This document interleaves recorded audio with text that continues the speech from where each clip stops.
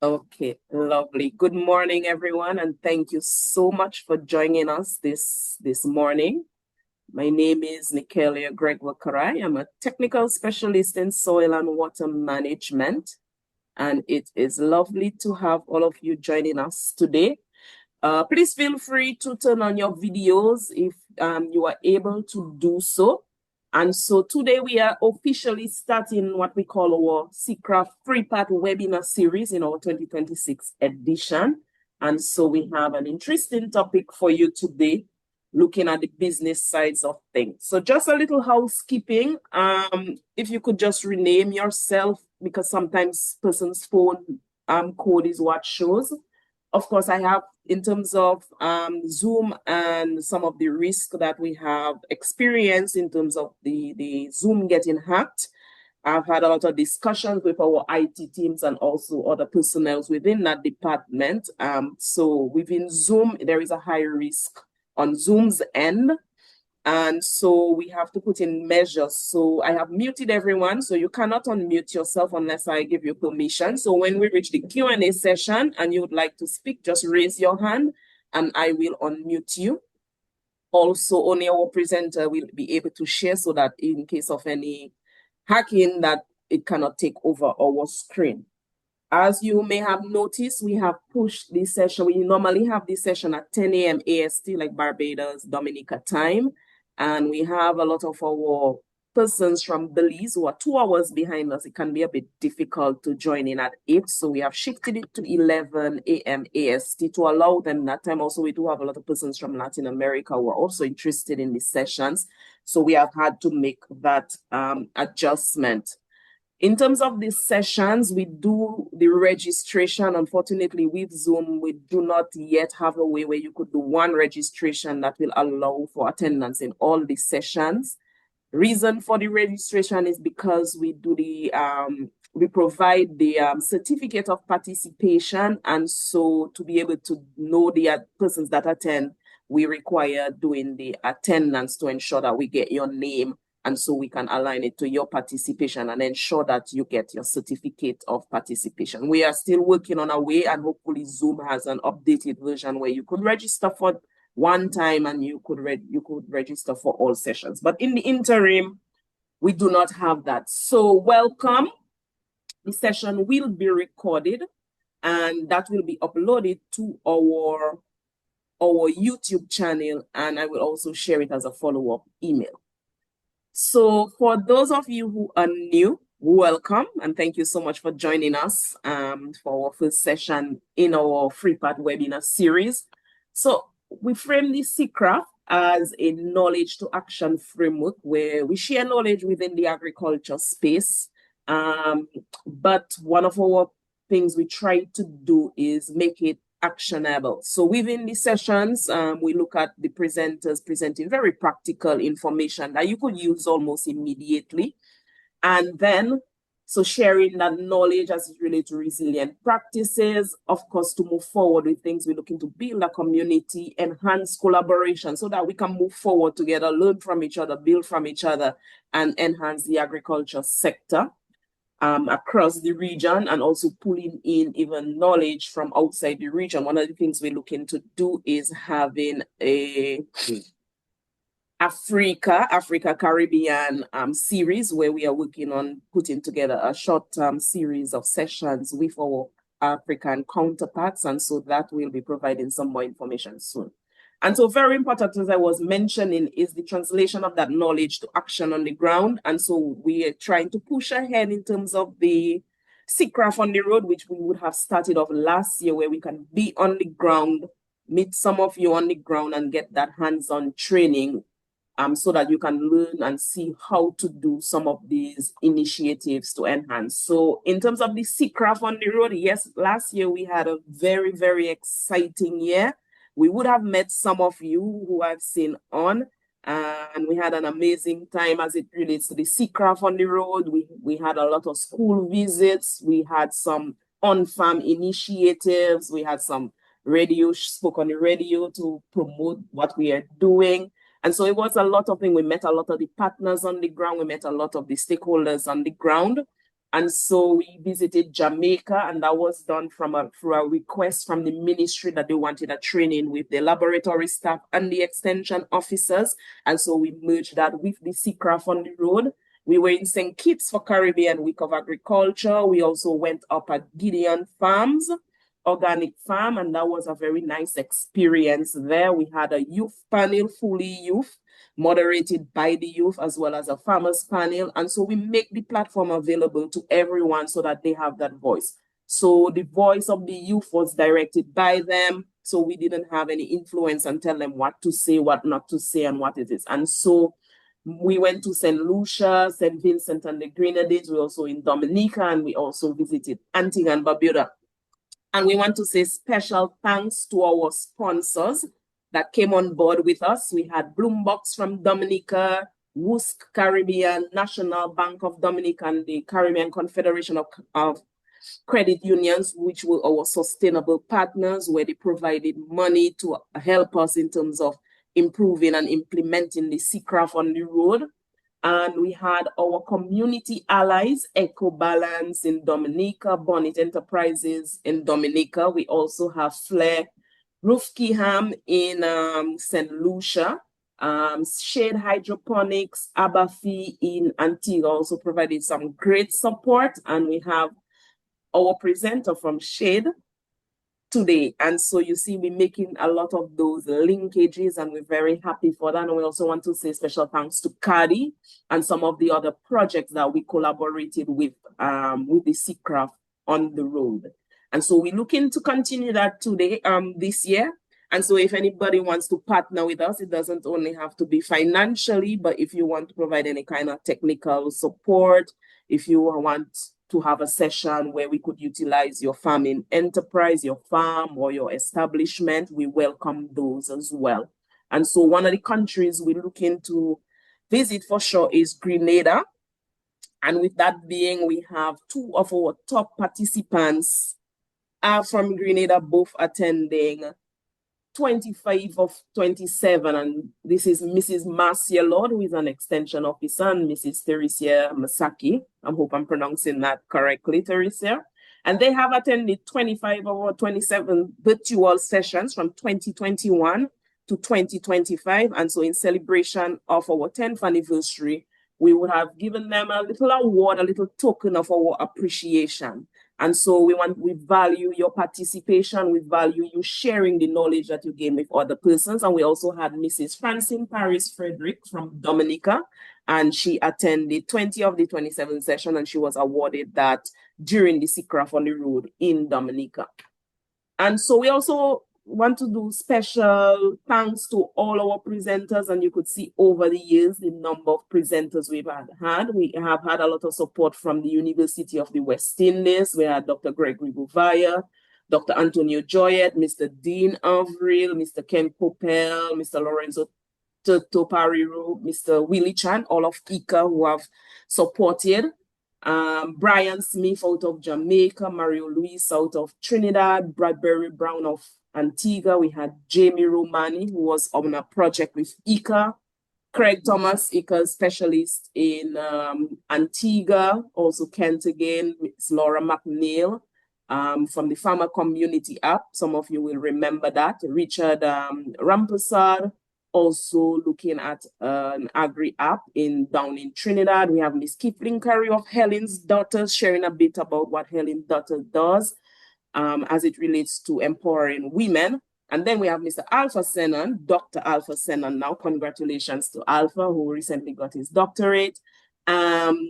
Really doing a lot of great work with youth and children in agriculture down in Trinidad and across the region. We've done a lot of comic books and so on, and we have collaborated with him on that. Again, out of the region, we had Rose Funja, who did some work as it relates to drone. And we had Miguel Hertas out of Belize, who did a presentation as it relates to bees, setting up a bee enterprise. That was a really good session. Again, we had Dr. Gregory Bouvaille out of UWI, Mr. Damian Ajoda out of St. Lucia. We also had Mr. Linroy Scott up in Jamaica. We also had Dr. Muhammad Ibrahim, who is now the new Director General of ICA. So for those of you who don't know, ICA is now transitioning into new DG right now. And so things are evolving there. We also had Mr. Marcus Maiku down in Trinidad out of Miated. Dr. Kafi Dalit. She's now based in Jamaica. And we had Professor Adesh and Professor Jayaram down in Trinidad. So you see, a lot of these people have supported us and they have done these sessions for free. And the information is free. And so we want to say very special thank you to them. And of course, to those who have agreed to present on the sessions today. As I mentioned, do not always wait for an email. You can simply go to our website. You can visit our website and you will find a lot of the information. We have Facebook, we have X, and we have LinkedIn also. And so with that, today, we have with us Miss Sherrie-Ann Brazier. She's the CEO and owner of SHAADE, and she has a very interesting, I wouldn't want to call it a story. She has a really good experience from transitioning from the banking system, insurance system, and moving into agriculture and now doing that full-time as a business. And that is an interesting thing that we will hear from her today. So I have done the welcome and the introduction, provided some of the details. So we'll prepare for Ms. Brazier to do her presentation as it relates to starting, how she went about starting a small hydroponic enterprise. She will give you what, made her want to move into agriculture and what made her stay, and how she have been improving and evolving her enterprise in hydroponics. I know many of you sometimes have to leave midway of this session. So our second session is next week. We used to have the free-part webinar series once a month. And so that was a bit challenging for some persons, and to make it really feel like a series and to allow more space for the special editions to allow our partners access to the platform. We are doing it weekly, 3 weeks, back to back. And so we will be having Mr. Micah Martin for part 2. I will share the registration in the chat thereafter. And then we have part 3 looking at starting a small mushroom enterprise with Mrs. Pauline Smith out of Jamaica, and Mr. Micah Martin. He is from Dominica, but he is currently based in Trinidad. And so with that, I pass over to you, Sherrie-Ann. I will not really introduce you. I will allow you to share what it is about yourself. And so I will allow Sherrie-Ann to say a little bit about herself and then go into her presentation. Sherrie-Ann, all yours. I think I may need to unmute you. Hold on.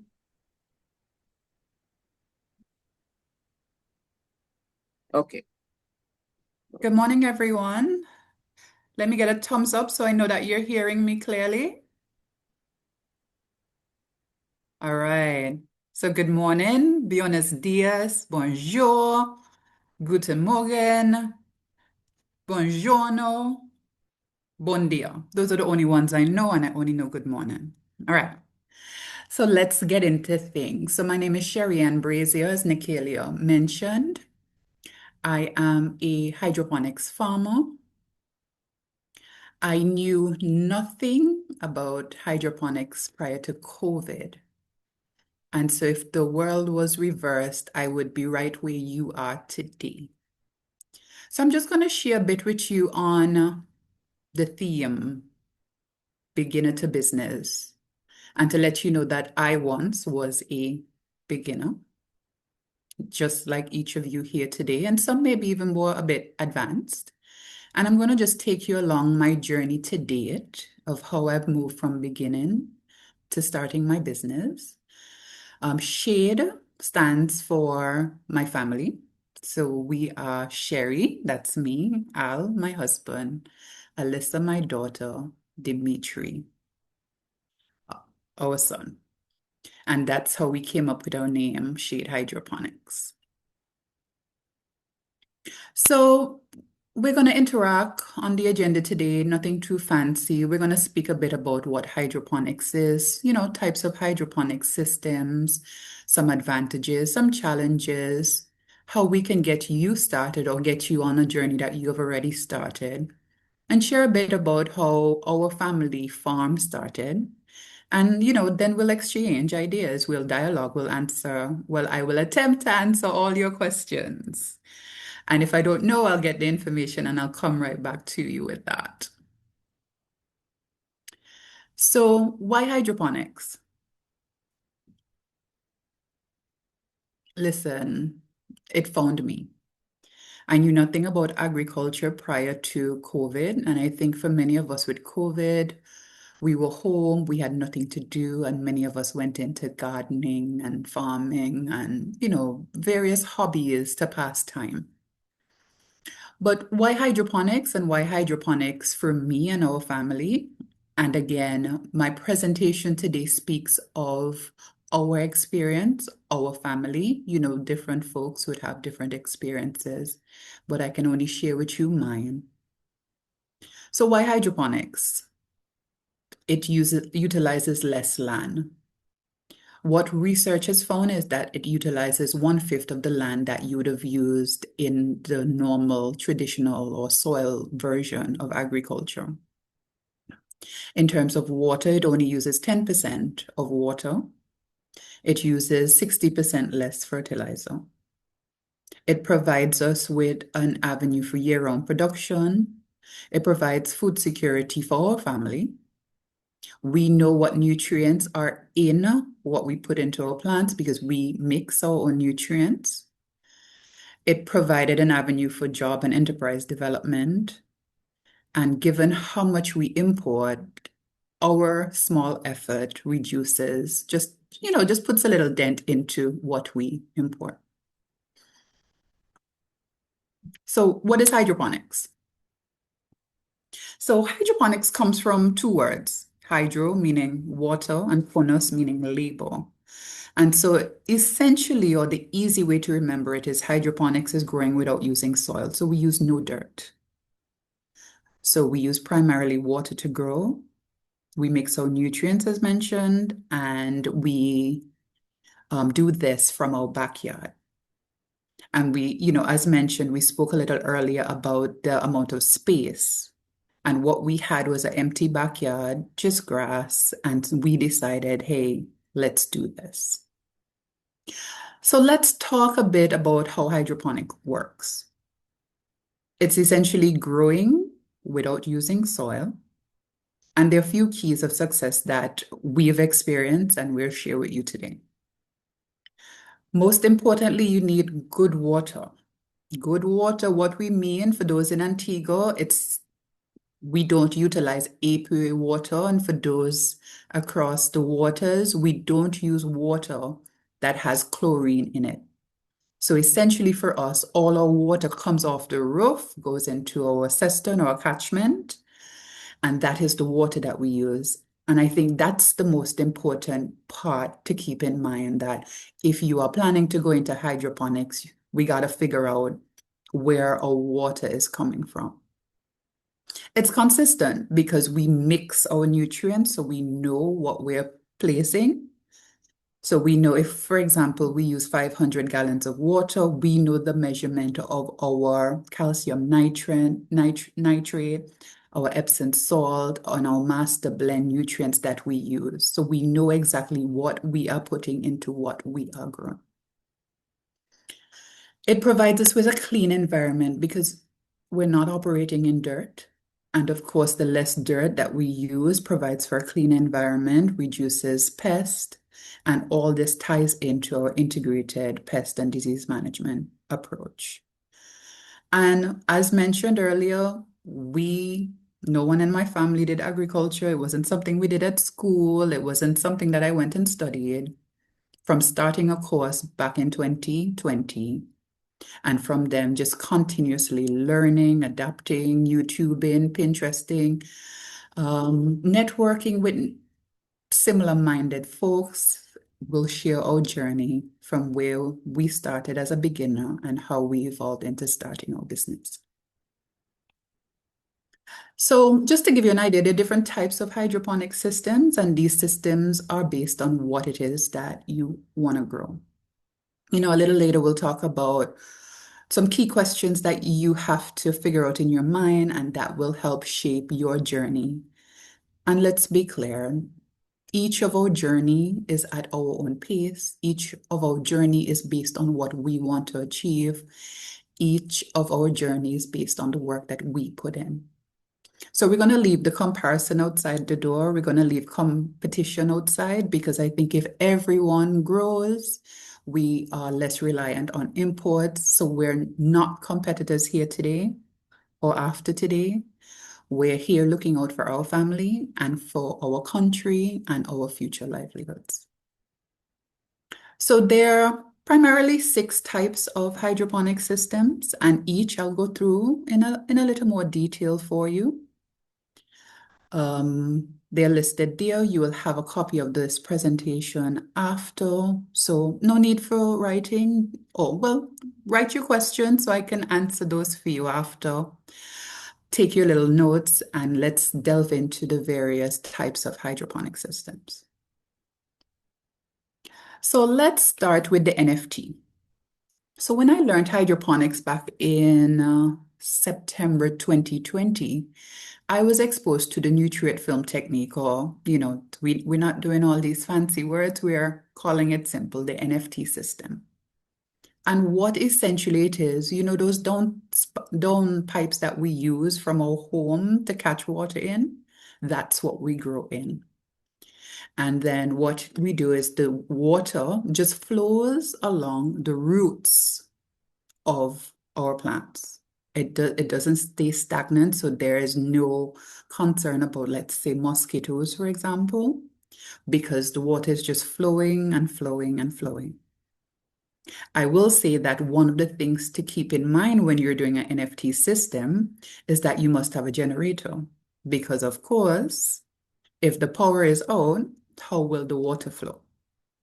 So I'm just going to give you some little tidbits, the pluses and the minuses of each system, just so that you have a better appreciation when you're deciding on what system works for you and based on what crop.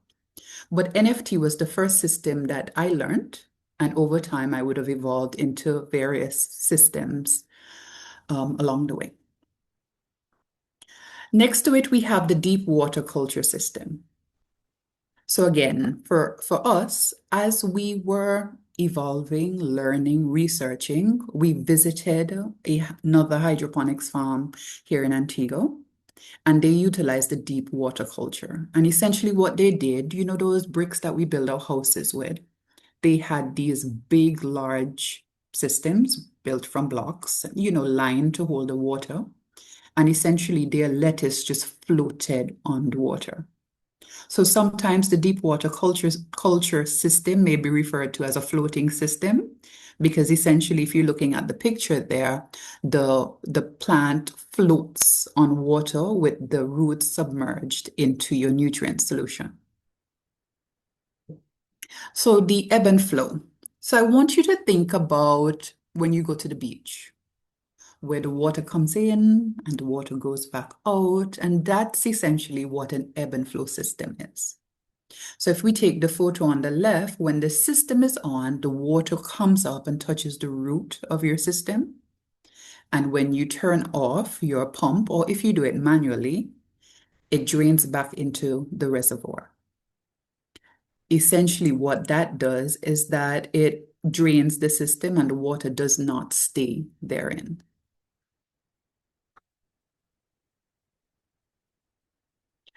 Two other types, the drip system.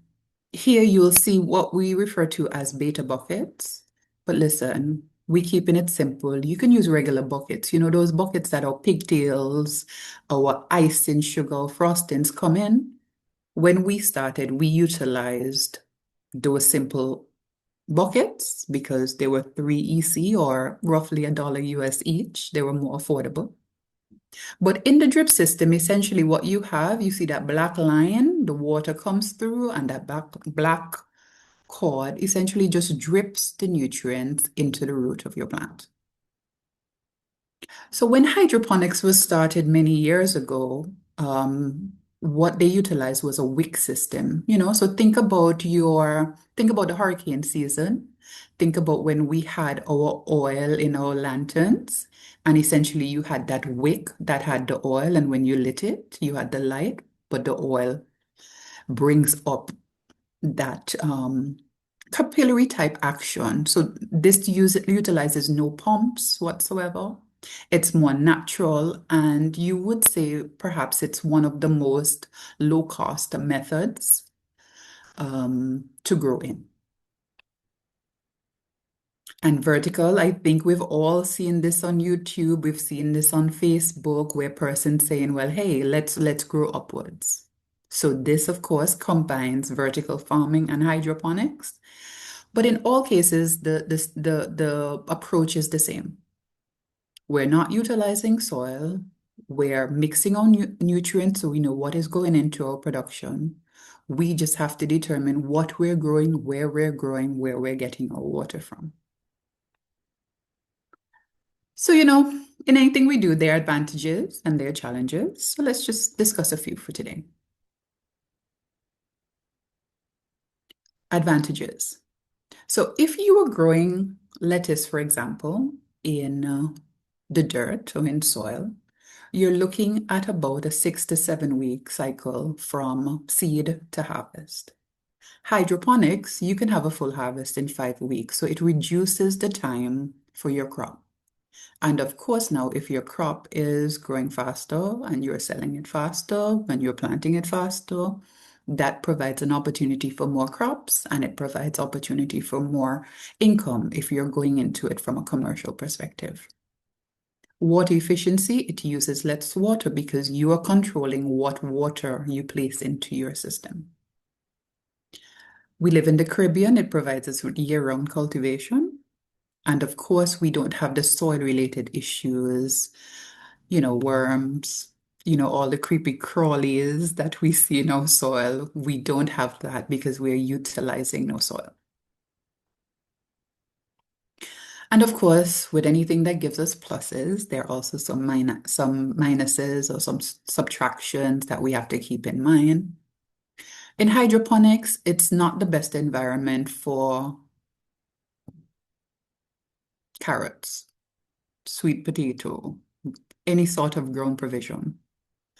Hydroponics, think of it as all your leafy greens, your lettuces, your kale, your cabbage, your bok choy, your arugulas, all your host of various lettuces. It grows your herbs, so you have your mints, your thymes, your basils. You name your mint, you can grow it in the system very well. Fruits and vegetables, small fruits, so tomatoes, we've grown cucumbers, we've grown various peppers, and it also is very good for microgreens and baby greens. What you got to keep in mind, though, is that hydroponics, the startup cost is heavy. It is a very heavy cost to get into, but rest assured that you are guaranteed a return on your investment once you are willing to learn, once you're willing to be consistent, and once you've figured out your good water system, then you're good to go. So, the part that you've been waiting for, how do we start our small hydroponics enterprise?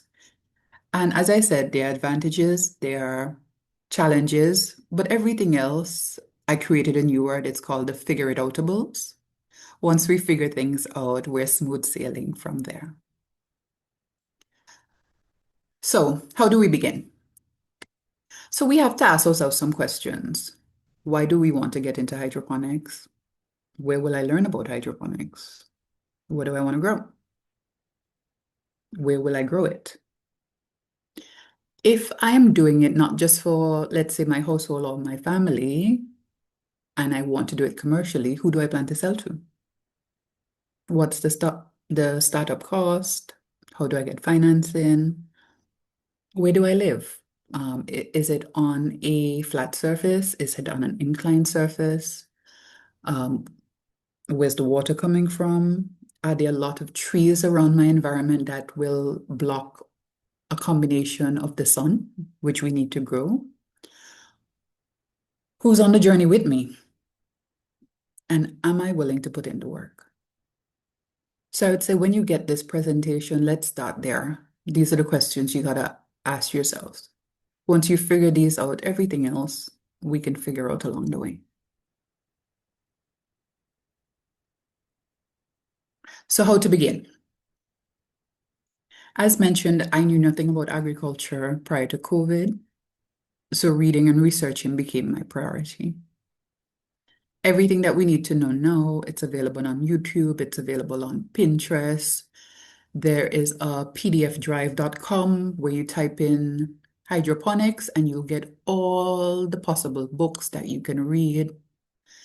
And you read, you learn, you grow, you network. You find hydroponics farms that are close to you. As mentioned, when I got started, I visited a farm here, saw what they were doing, and I never stopped.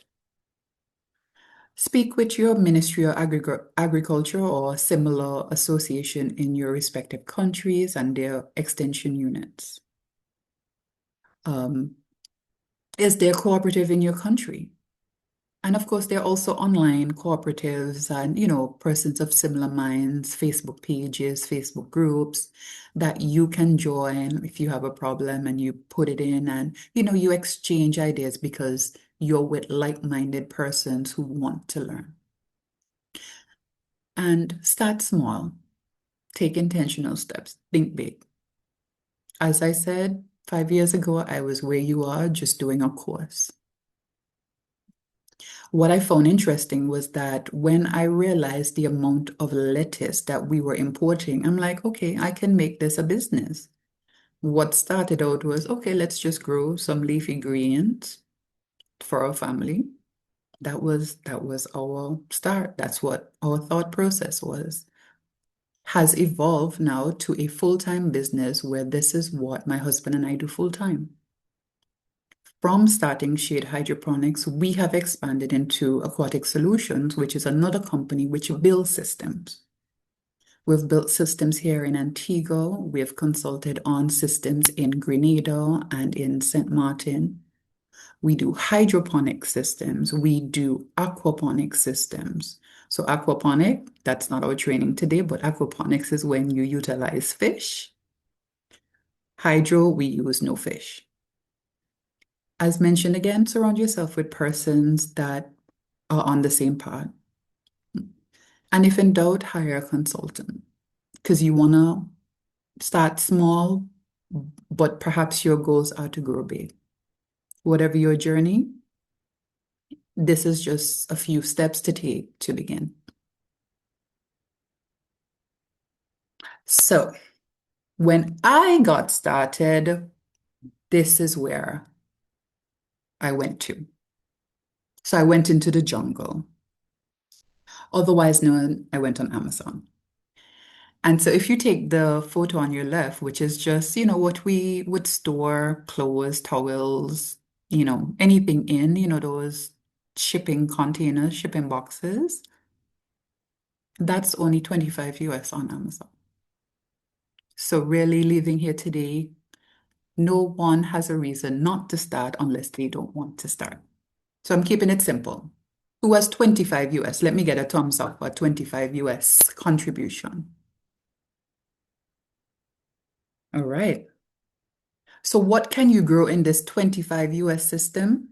This can accommodate 6 heads of lettuce or 6 strawberries. You name it, once it's a leafy green or it's a small fruit, that's what your 25 US will get you there. It comes with a complete system. It comes with your basket. It comes with your pump. All you do, plug it in, get your water, and you're ready to start planting. So let's take it up. Who has 50 US to invest today? Let me see the thumbs up or the hands raised for who can give me 50 US today? All right. So this was the other system that I started with. Slightly different, but same concept. You'll see pictures of my actual system later on in the presentation. But look at this combination here. You have lettuce at the top, strawberries at the bottom. So you can have your salad bowl growing here. And if you have 100 US, we're planting some tomatoes, we're planting some peppers, you name it, we got it here for you. So after you start your system, we gotta add our tools to it. So worst case, I'm asking you to spend 124 US today. Because if you're going for the biggest system, which is 100 US, and you add your tools to it, that's another 24 US. So who has 124 US to give me today? I see a little less hands, but we can work towards it. We can put aside 20 US a day. No, let's do 20 US a month, and we can get it there. So let's look in the middle, and that's where our pH and EC machines are.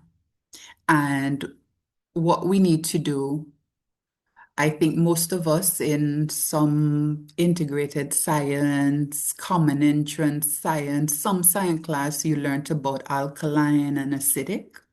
So you want to ensure that your water is not too alkaline or it's not too acidic. And ideally, if you're growing lettuce, you want your pH to be between 5.5 and 6.5, and you want your EC to be between 0.8 and 1.2. And these machines, which only cost you 16 US, tells you that. So you're ensuring that your plants are growing optimally because you have them within the range for lettuce. So what's your pH? Your pH meter is basically telling you if your water is too acidic or if it's too alkaline. Very simple. I didn't know this before starting. We're learning all of this in books and on YouTube.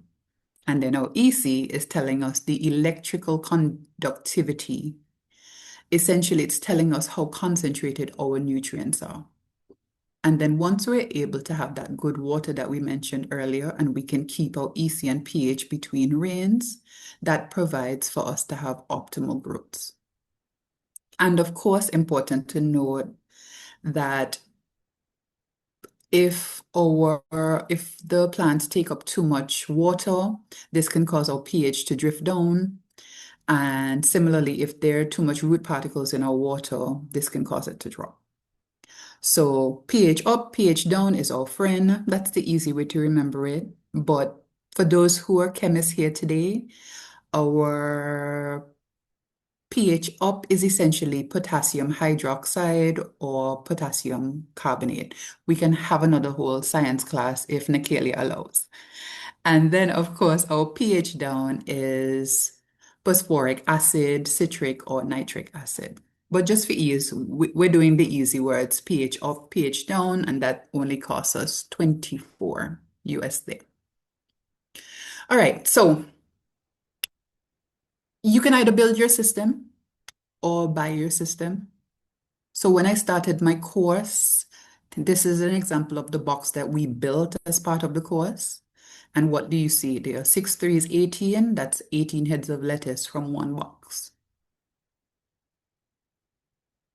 These are other systems when we started out in building systems for folks because, hey, we just wanted to be able to grow for ourselves. So you don't need to start big. You just want enough to take care of your family. And these are examples of some of the other systems that we've built over time. Again, more systems, different sizes, because we've done from a small family owned system and we've gone all the way up to 11,000 square feet, fully automated greenhouses. So I know some of you want to know how much it costs for a big commercial system because we're in here to make money. What's my initial investment? So on your right, you're going to see a video of a system that we built last year for someone, and they invested a little short of 15,000 EC, but I just rounded it up because every time new pipes come in, the prices go up. And this system holds 200 heads of lettuce or 400 herbs. And if you sell 200 lettuce at $5, 5 EC or approximately 2 US, that's $800 every time you harvest. Or your herbs at It has 400 herb spots at $5. Please forgive the dollar sign instead of the 400. I'll make that correction. You're looking at $1,600. So if we're starting out with a cash crop of lettuce, which is 5 weeks, you can make back a return on your investment in 1 year's time. Tell me, what else are we investing in for 1 year to make back this investment for us? And we can always start small and we can always scale it up. And as I said, if you go on our building social media page, which is Aquatic Solutions 268, you'll see every system that we've built to date. And as we add more, we'll add it there for you. And as we wrap up, let me tell you a little about our family's journey and why I could speak to you the way that I did today. This is how we started. An empty plot of land, just green grass, a few flowers, nothing big. It was just a play area for our family, essentially. And November 2019, my dad had a stroke. He moved in with us and they said, hey, build a box as therapy for your dad. And that's how we got into growing. That's it. One raised bed. That one raised bed became 12 plant boxes, plant pots. And it was September 2020 where there was a course being offered on backyard gardening and hydroponics. And that was 20 EC or the equivalent of 50 EC or the equivalent of 20 US. And look, you see, I had my little box and I labeled and I grew and I grew and I tested and I measured, I put in the work. So you can start just where I started in 2020. I went in the jungle, as I said, and look at my system and I'm measuring everything. See my rosemary, my basil, the lentil, I was soup, I'm still soup, still excited, but I'm showing you where I started with 2 small systems, just thinking about providing for my household. And with faith, we have evolved. So this was our first system. And we started to run out of lettuce and we had to expand and we continue to run out of lettuce. We continue to grow, we still run out of lettuce. And even as we grow now, we still run out of lettuce every week. But we started, and that's what I encourage you to do today. Make that first step. And you got to put in the work. See, my kids, as I said, it's a family-owned business. We drilled, we dug, we washed, we cut, we burned every pipe, and we turned our system on. It's a family-owned business. We stand by that. As an example, my husband and I traveled to China for 3 weeks to study, and our kids, who are now 15 and 20, they ran the business last year. Well, it would have been the year before, so 2024. And for 3 weeks, they mixed nutrients, they planted, they rotated. No, it's not child labor. Don't call social services on me. But to show you that you don't have to be in it alone. Provide an avenue and teach your kids that agriculture can be something worthwhile. It can be your own. It can be the difference between sitting behind a desk and working for someone until you retire. Remember I mentioned the buckets? This is how we started. So we went to a supermarket and we bought buckets, we drilled our holes, and this is where we started our bucket system. And you would use your bucket system for more when you're growing things that are tall. So your basils, your sweet peppers, your hot peppers, your tomatoes. Cherry tomatoes, please. Cherry tomatoes, please. Not the big ones to pull down the buckets. Yeah. Over time, this is where our beginning has taken along our journey. We had the opportunity to utilize a greenhouse for a little time, and we grew tomatoes, we grew cucumbers. And that takes you back again to you need to figure out what you want to grow. You need to figure out what you want to do. Each of our journey is our own, it is unique. Along the way, we have expanded. So when we started, it was just primarily lettuce, but we now grow various herbs. And we've even ventured into agro-processing because we believe in zero waste and utilizing everything that we produce. So why just sell lettuce when you can grow herbs as well, or focus on herbs because we all like our food season up well. When you have too much seasoning, you can make green seasoning and package it and sell it. Make salads, sell salads. And from the peppers that we grow, we now do pepper vinaigrette and pepper sauce. This was something we started in COVID and stopped, but we have reintroduced that this year. Here's my backyard. This is the hydroponics area is an eighth of an acre. You saw where we started with one box, one set of PVC pipes. This, I gotta get a new drone shot, but this is just to give you an idea of where from 2020 to now, where our business has evolved. We were not agriculture experts, but we walked by faith. And this is just an example to show you what is possible.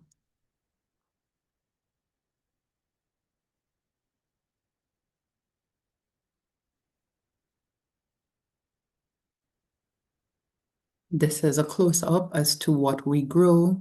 As you know, we spoke about earlier, it's clean, it's uniformed, first impressions count. You can start with one system and you can determine if you want to evolve into wherever it is your heart desires. But this is just showing you what we've been able to achieve when we operated by faith and with God on our side.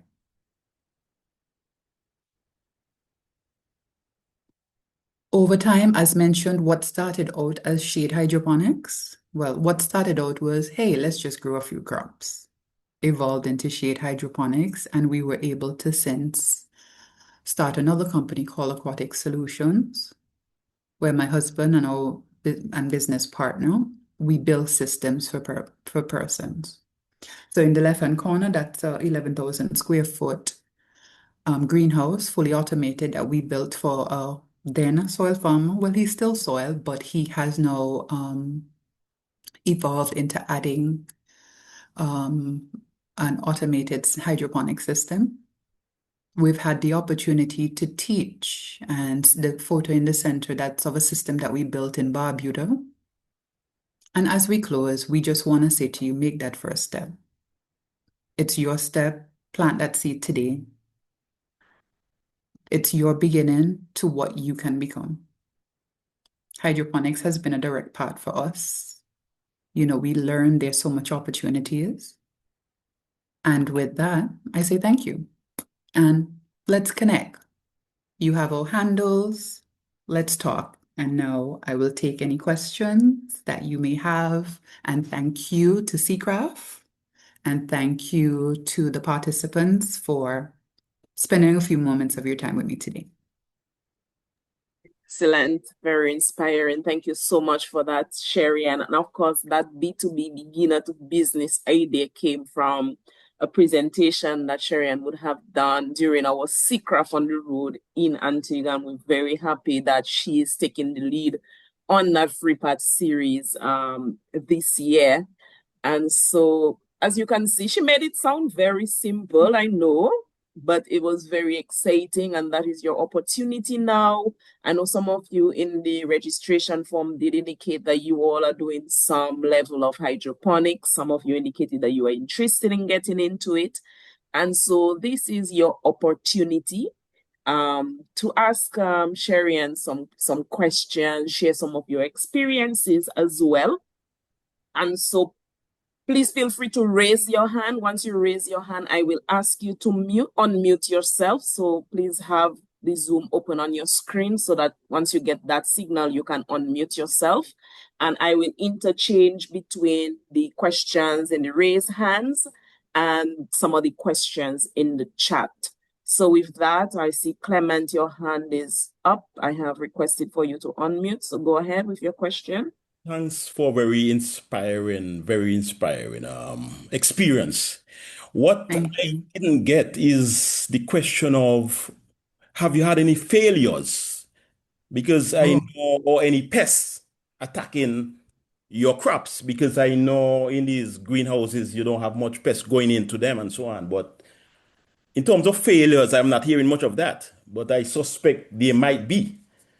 so I will tell you, thank you for your question, Clement. Thank you kindly. I will say to you that our biggest failure was when we made the decision for my husband to stop working first so that he could focus on the building. So he's the builder, I'm the grower. When he made the decision to resign from his company, we had a pest situation. We had lent our soaker pump. So this is the pump that you place into your tank to drain it out. We had lent it to a fellow hydroponics farmer, and they had a disease in their system. And what we thought was lending a hand, helping, paying it forward, ended up that we had to dump all our crops. So you imagine that you're taking this leap that you quit your job to do this full time, and then you have to throw away all your crops.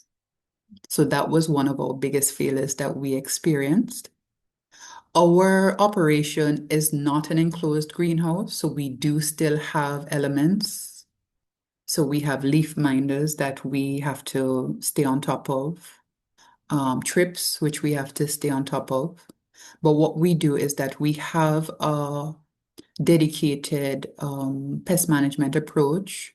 So we spray with our neem oils, and neem oil is life. So do some research on that for you. But it's not without challenges. And I remember our first tour where we invited folks to come and see our operation, again, just a way of us giving us back. After we had that tour, we had another pest breakout. And essentially, things to keep in mind is that when you have folks visiting your operations, ask them not to touch anything.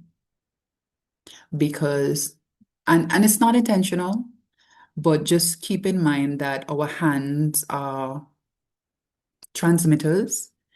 And so perhaps you may have a bacteria on your hand, and by you touching a leaf, that spreads from one plant to another.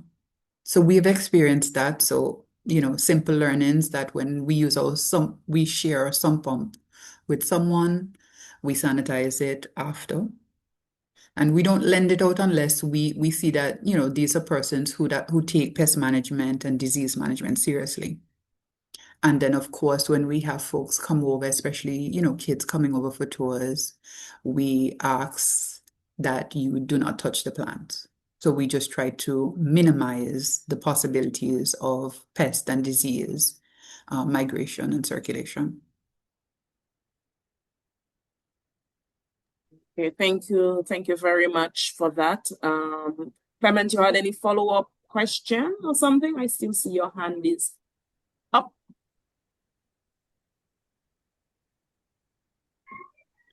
Okay. Hello, good morning. Yes, Anil, go ahead and My, ask your question. okay, my name is Anya Sisma from Haiti. I would like to to thank you for this presentation about the system hydroponic. That I would like to ask this question. I don't know if you speak about that during your presentation, but I asked that what is the profit that you can have if you invest $1 in crops in the hydroponic system?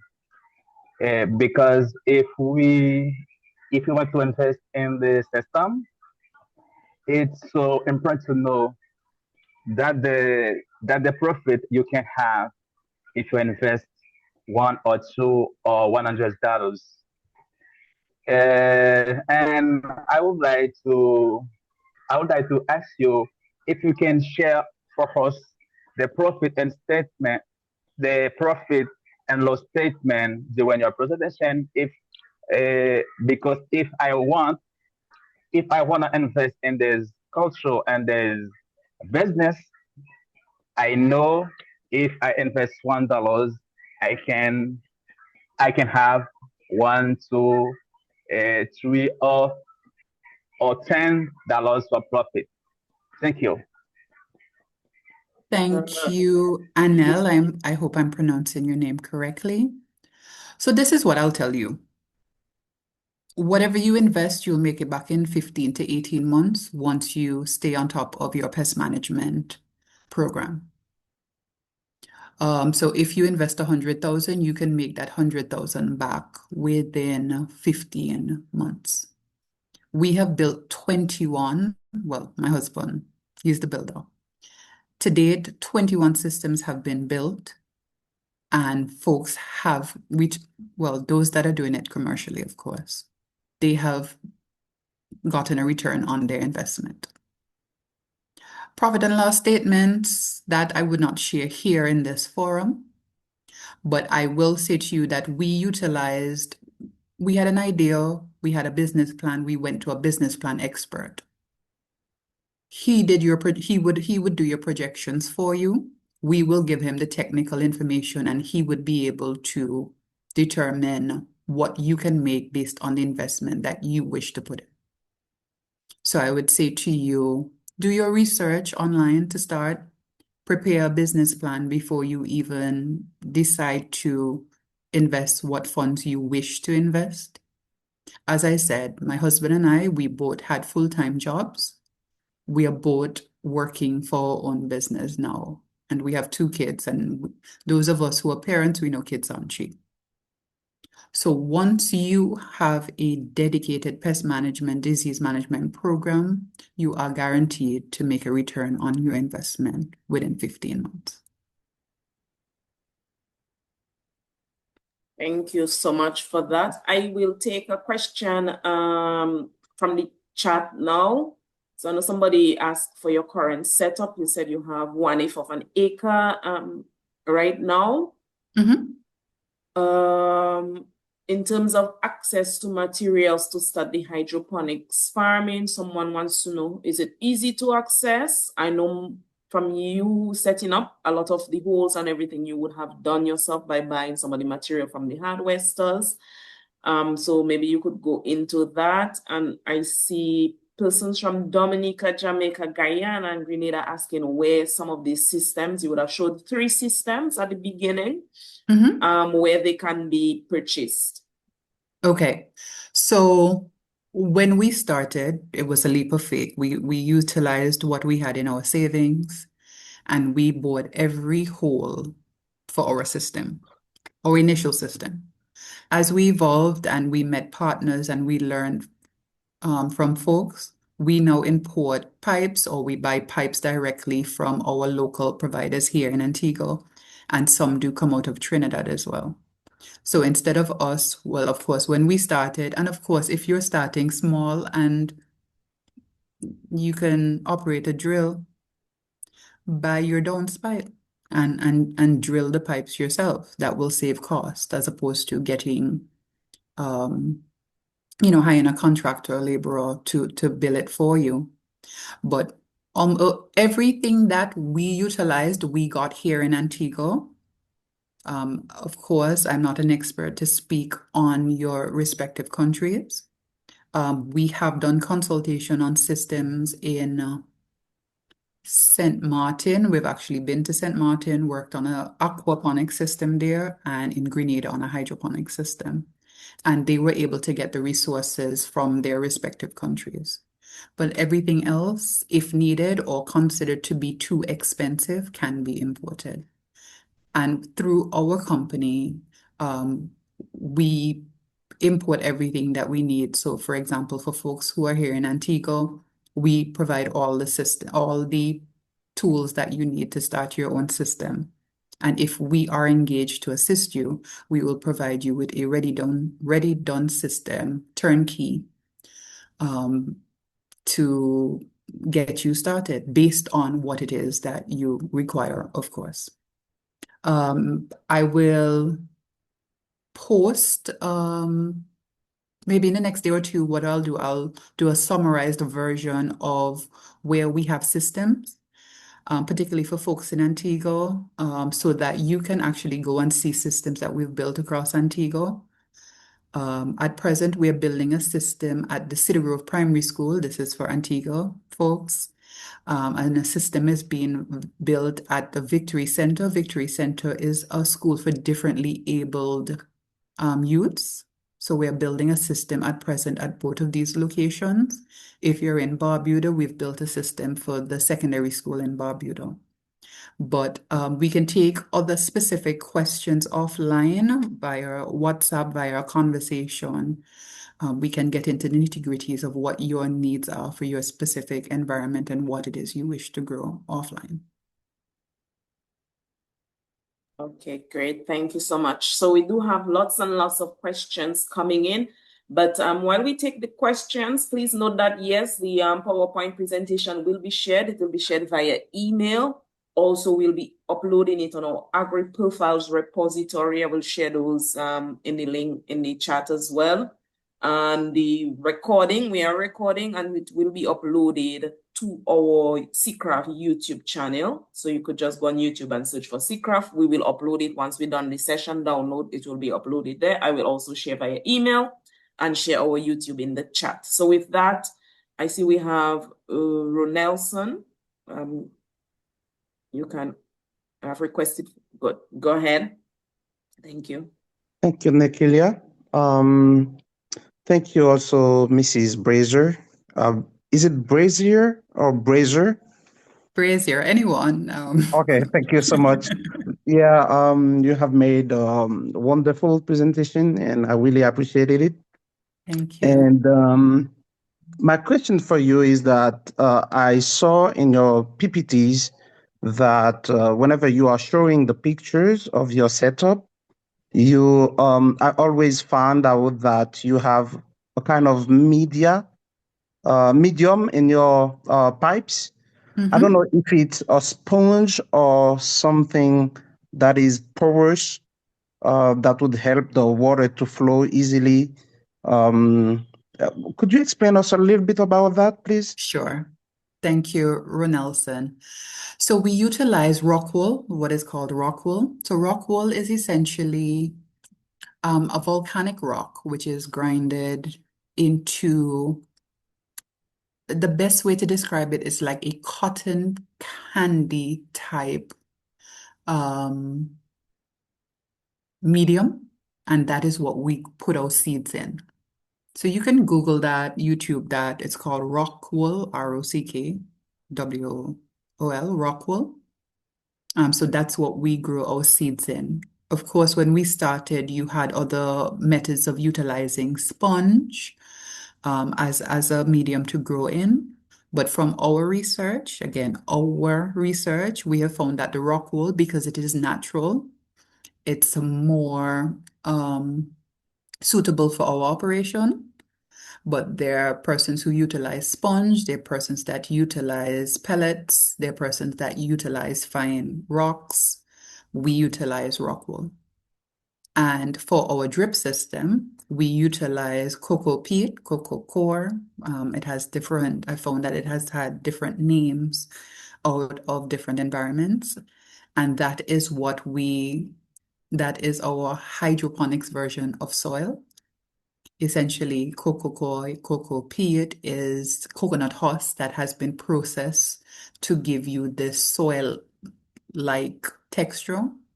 And for our systems where we use that approach, we place our rock wool in the cocoa peat. And so it looks like soil, but essentially it isn't soil. And it is natural. And based on the manufacturers, it has a 5-year lifespan. Excellent. Thank you so much for that response, Sherrie-Ann. So we will take another question from the chat and some of those from the registration.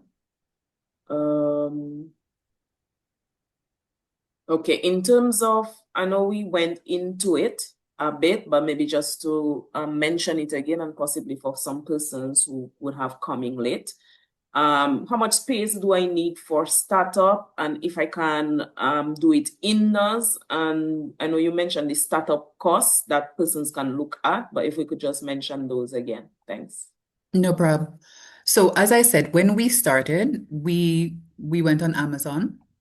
Well, the course that I did built the first box, taught us how to build our first box. But that course that I did at that point, it was only a $50 investment, and you got that first starter box from as part of the program.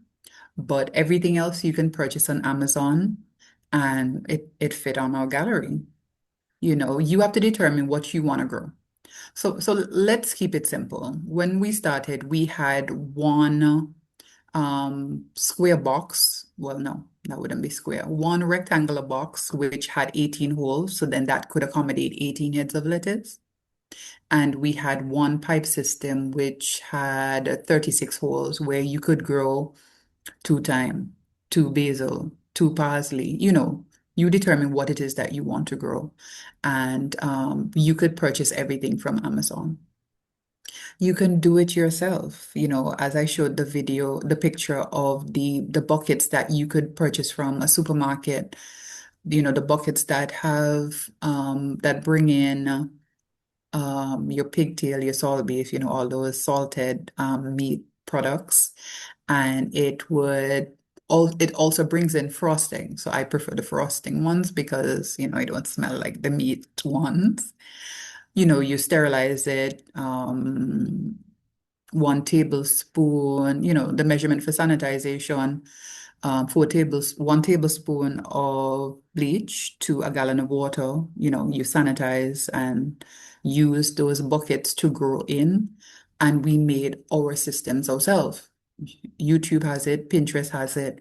So if, economically you're not in a position, or perhaps there are limitations on importation, listen, we started doing it ourselves. Go on YouTube, go on Google. They give you step by step how to build a bucket system, how to build a PVC system, and start there. Excellent. So those are some of the things you could do. Of course, it's always good that, you get the hands-on doing it. And especially if you don't have the funds, you take your time and you do some of the things yourself. So as we continue, I know some of you may have to leave. So I would like to share the feedback pool as we want to continuously improve, know some of the areas of your interest. That we also have national ECA offices in the countries. So you can reach out to the country, see what is going on the ground. They do have a lot of information in terms of partner suppliers in country, and so you can also get a lot of information from them. So please put up your screen. I am launching the feedback poll so we can get your feedback on the session and the CCRAF as a whole. I also placed in the chat the various platforms. We have a website. We have social media. We have an agri-profiles repository. You can access documents. And so please visit those sites, follow them so you can keep up to date. So the next question, whose hands is up? Lambert, go ahead. Go ahead, you could unmute yourself. Thank you. Good day. I must say it was very informative presentation by Miss Brazier. And indeed, she mentioned something about getting started during COVID. I think COVID made a lot of people in our region realize that they can actually cultivate a few crops. And so many started with these grow beds. But my question here is that she mentioned that you don't want to use chlorinated water or water that was treated with chlorine. But in the event that, well, I'm from Guyana and I'm living in an area that is a huge rice cultivation area. And many of the farmers utilize aerial, they do everything aerially. They seed, they fertilize, pest control, everything. And sometimes some of the drift gets on your roof. How do you deal with that if you're going to utilize the rainwater? And that is something that we say to folks a lot. So person said, oh, you grow organically. And we will say to them, listen, we will never say organic because your neighbor could spray with something and it comes over to your environment and we have no control of the wind. What I would say to you, I don't have a exact answer to how do you fix it, but I would say test your water, start there. So, just like how you would test your soil to see what your pH levels are, test your water to see what the environment is, and then do some research on your specific situation to see how you can tweak it. Okay, thank you. Yeah. Actually, I lecture at the University of Guyana, so I was looking for some more information that I can use in Yeah. delivery You of that see, some course. yeah, because of where we live in a residential area, we don't have, manufacturing plants or,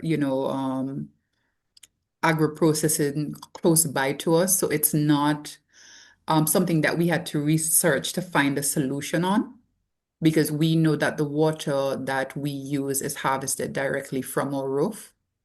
And we use our pH meters and our EC to just test to make sure that our water is of good um, quantity. And we have not had a challenge with our water source that would have required us to do, greater research on it. I'm so sorry that I'm not able to provide more insight into that for you, Lambert.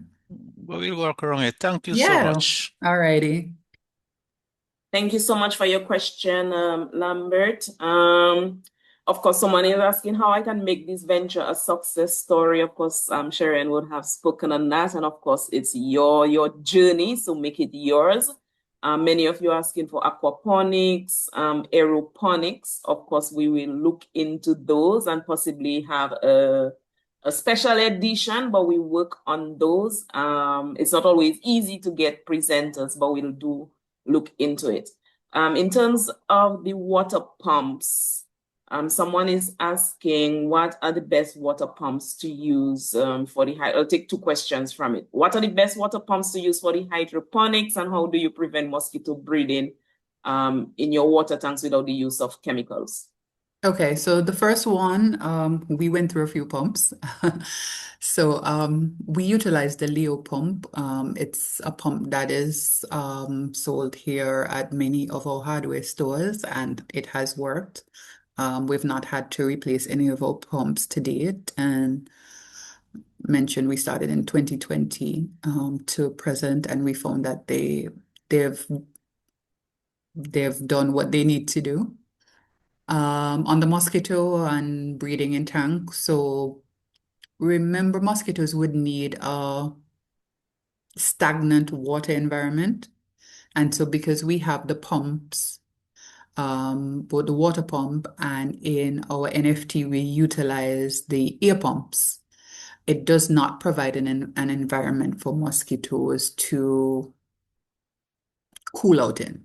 So mosquito is not a concern because the air pumps and the water pumps keep bubbling, and so no mosquito issues in a hydroponic system.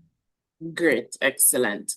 I see we have a Perry. You could unmute yourself.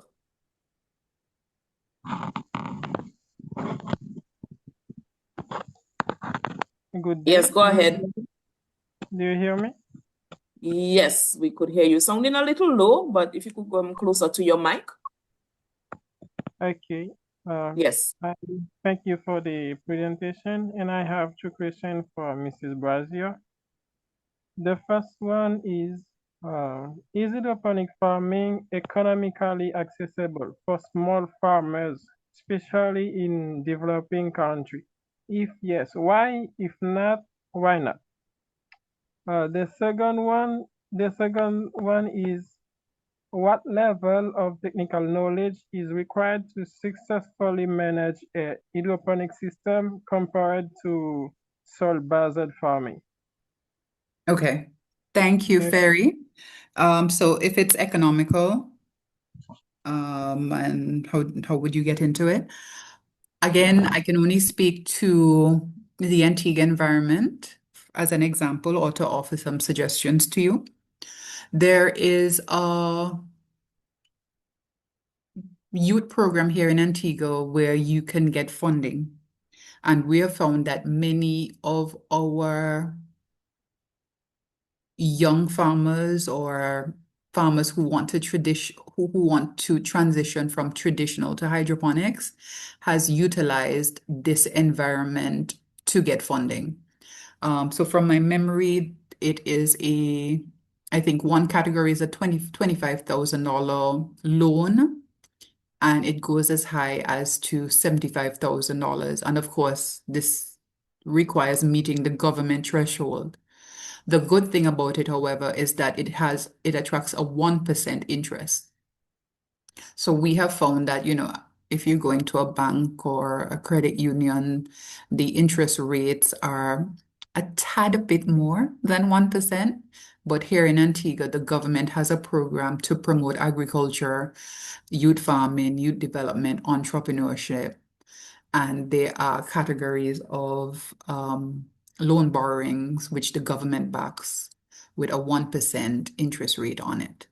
So if you're utilizing avenues such as this, where you're only doing a 1%, and at times they give up to a $2,500 to a $5,000 grant, that $5,000 grant is you don't have to pay that back. So if you just use that to pay your loan while you get started, that is certainly a program that I have found have helped many of the young farmers who have started out here. And as I said, start small. Tell us where you think you want to go. So what we would encourage persons when they're doing one table, they say, hey, I can only afford to do one table now, but I do want to expand. I do want to do more. Once they tell us this, what we say to them is, listen, instead of the 200-gallon tank that comes with a small system, invest in a 600, a 800, a $1,000-gallon tank and a pump that suits that $1,000 tank. So as you add more pipes and expand, you don't have to then buy another tank or buy another pump, because we're thinking with you expanding over time. But as mentioned, we are mindful that you got to start somewhere and the initial cost is high. With respect to your second question and your technical knowledge, as mentioned, I started out doing this course where they were trying to get 20 women in COVID to do a course on backyard gardening and hydroponics. I knew nothing about it prior to that.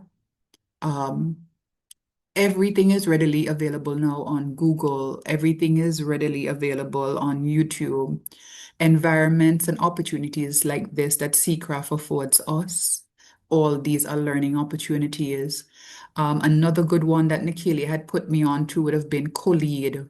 They offer such a great repository of online courses which are free that you do at your own pace. Colleague.org, it's COLEAD. Forgive me, I'm not sure if it's org or com, but the main part is CoLead. Just for example, I would have just recently completed an 8-week crop protection program with them, which was a partnership with CoLead and CARICOM and CARDI. But there are so many free opportunities to learn. So I had no technical knowledge, and I learned that way. Tara, I saw your message as to the site. I am going to look for it as we speak, and I'm going to put it in the chat. It's called CoLead, but I'm going to look for the exact link and pop it in there for you. So, Ferry, I hope that provides some clarity for you. Oh, thank you, Elise. Elise placed the link for CoLead there. And as mentioned, there was not a specific course in hydroponics, but of course, I wanted to learn how to manage pests and disease in my system. And CoLead offered this 6 to 8 week program where there was a 3-part. You had introduction, intermediary, and advanced, and you learned crop protection. So you learned how to identify pests and disease that may affect your system. So it's not just for hydroponics, it's both for traditional and non-traditional ways of pest management and crop protection. So utilize all free avenues I'm not like Miss Ferris, who is at 20 and 25 of 27 of CCRAF's courses. I only came on last year, but subscribe to the newsletter and keep current. You know, every webinar you learn something new, constantly learn, read. When I did the course in 2020, I came home and my husband, if you ask him how he gets into it, he will tell you that I was ignoring him because I'm just reading, reading, reading. And he pulled the book from me and he started reading and said, "Hey, this looks interesting." And from that, that is how we got into it. So there are so many ways. You don't need to be a technical expert to start. You just have to have the will and faith that you want to start. And that's the first step. Excellent. So you have to have the will. It can be difficult to start. You just have to close your eyes and start. We will take Deanna because you would have had several questions. So go ahead, Deanna. Thank you. Thank you so much.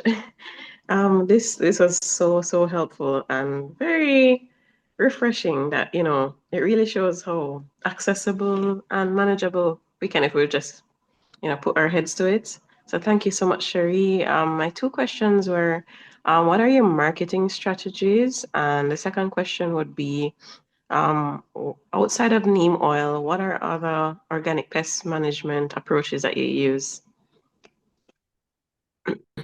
Okay, so marketing strategies. Listen, Facebook became my friend and Instagram. And I watched, you know, a lot of these little videos of how to post and chat. Make chat your friend. Tell chat, hey, I want to promote my business. Give me a few posts that I can post, and it will give you ideas as to pictures. And my marketing strategy was a combination of word of mouth and hitting the pavement and utilizing Facebook and Instagram. So, for example, if you go on our page, SHAADE Hydroponics, and you go all the way back down to the bottom, you will see every step along our journey to the point like for months we're posting, you know, digging a hole, mixing concrete, turning on our tank. We used everything and we took feedback from everyone. We chatted with chat. We utilized Facebook and social media. We hit the pavement. We took our products into stores so that they could see what it is that we were offering. And so that collective or that combined marketing approach is what worked for us. And most importantly, we say to persons, we don't sell lettuce. We provide a service. So what works for us is that we have a production board and our clients will say, bring me 20 or 100 lettuce every Monday, Wednesday, Friday. They just tell us this is what we want on their specified day, their specified quantity, and they know that every morning we will harvest the lettuce and our herbs fresh, and they are guaranteed that it is delivered to their doors within our delivery period, which is usually 7 to 9 each day. So the marketing, the communication, the guarantee of that our consumers know, hey, my lettuce is being delivered every Thursday between 7 to 9. All of that helped to make us successful and make us run out of lettuce and herbs every week still. And I think your second question was in terms of the organic. So apart from the neem oil, we got back to basic, you know, oil and squeezy and make your organic white treatment. It forms that sticker bond. So as you spray with your neem oil, the squeezy helps to attach it onto the leaf, so it has for a greater application. Other things that we do, we utilize ground cover. So there is no grass under our system. Yeah, you'll have one or two peeking through, but essentially our entire system is covered with black and white ground covering. White is cooler, black is, you know, black. But the white repels heat a little better. We keep a very clean environment, so all that helps in terms of pest and disease management. We sanitize. Of course, I've gotten one young man who comes in to help me, who is an agriculture student, and good hygiene practices, keeping the environment clean. We cut the grass around the system. We make sure there are no big trees, bushes, cassie tree around the environment. So we keep the environment as clean as possible. When we harvest lettuce from our pipes, we sanitize our pipes with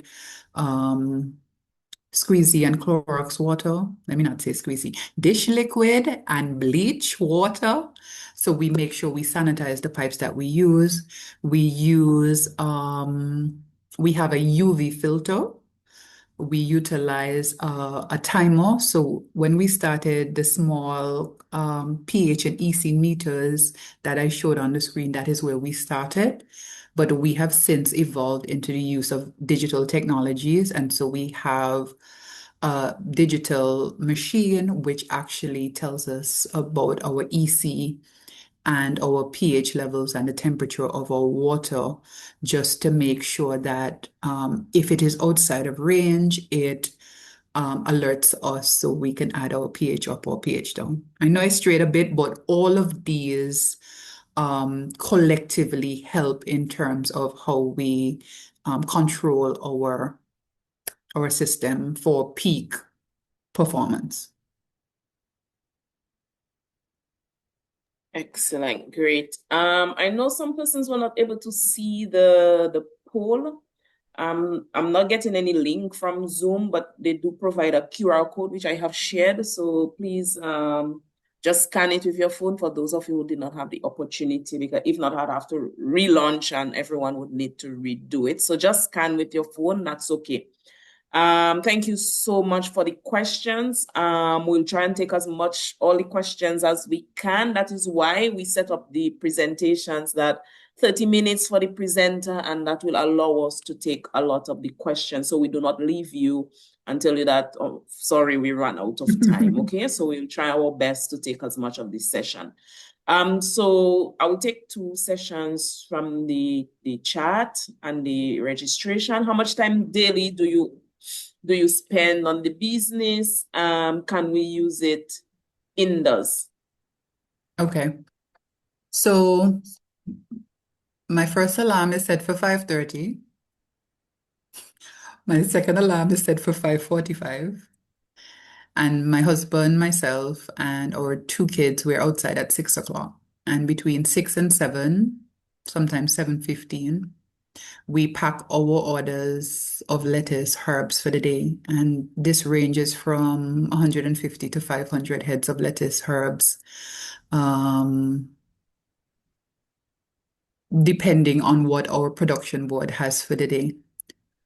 So 6 to 8 o'clock, because then, tidying up and so forth, I spend 2 hours in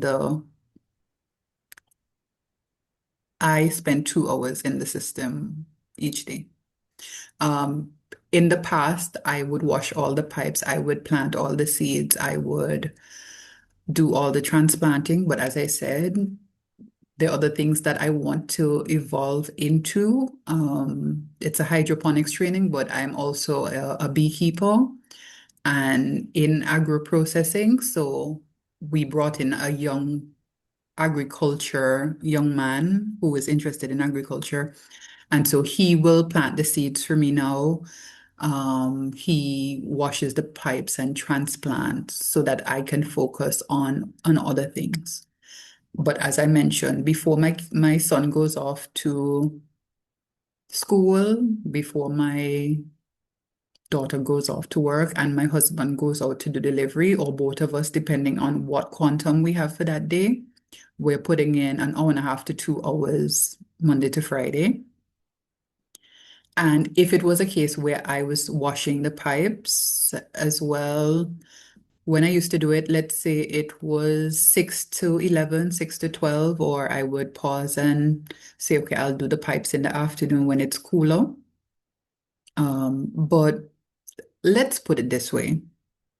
My husband and I, who once had two full-time jobs, we have lunch together every day because we work for ourselves and our system provides us with that flexibility to live. So it is less hours. The greatest part of our day, I would say, is deliveries because we deliver around the entire country here in Antigua. But it is a third of the day that we would have put in if we were working in someone's office from 8 to 4. So it has given us time, freedom, flexibility to do other things. So if I had to put it in to give you an idea of hours, a third of a working day. And in terms of our seeds, we plant seeds once a week. So we have seeds, we have a new harvest coming in every week. So of course, add an extra hour or two, depending on how many seeds your system accommodates just for planting once a week. So if one day you're doing seeds, one day you may be cutting the yard, but every day after we harvest, we clean up, we wash the pipes and transfer new or baby seedlings into the system. But a third of your day. Lovely, lovely. So you have more time with your family, you do it together, you adjust. Once you start making more money, you could hire help, so you could Correct. diversify. So there are opportunities for upward movement, scaling up, and probably moving into something else. Of Correct. course, family is very important, making more time for yourself and the family. So we will take Bernadette now. Go ahead, Bernadette. Try again, Bernadette. While Bernadette unmutes, Loretta asked if we have staff Yes, outside I'm our here. family. Let me just answer, I can answer that one quickly. We have Yes. one young man, he's an agriculture student. And so he comes in Monday to Friday or the days that he has available to support me. But Lovely. before hiring him, myself, my husband, the kids, we did it ourselves until we were placed in an environment. So at present, now we have one young man who provides support to us. And the seeds, we manually push each seed into our rock wall. So, Nikele, I took your two questions in your chat. Go ahead, Yes, Bernadette. excellent. Yes, thank you very much. I You're must say that this has been one of the most engaging webinars I've been in.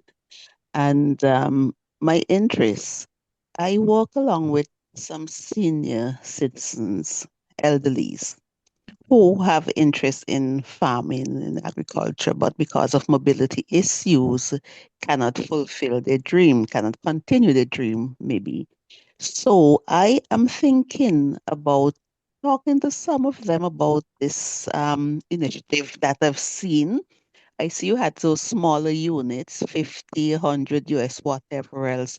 So I was trying to figure out like what square footage approximately they would utilize if they can be run from a porch area, or if they're in like a covered area, if you can take them out to get the sunlight and take them back in. I'm curious about those things. So okay. let me know, please. So, for example, we have built there are systems here in Antigua that are for the Disability Association. And as at present, as mentioned, we're building one for the differently abled youth. So these are kids that are on the spectrum or may have some form of disability. And so all the systems are customizable. And so specifically for folks in your situation, the elderly.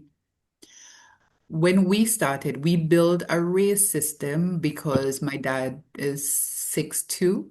So we built a system to suit his height.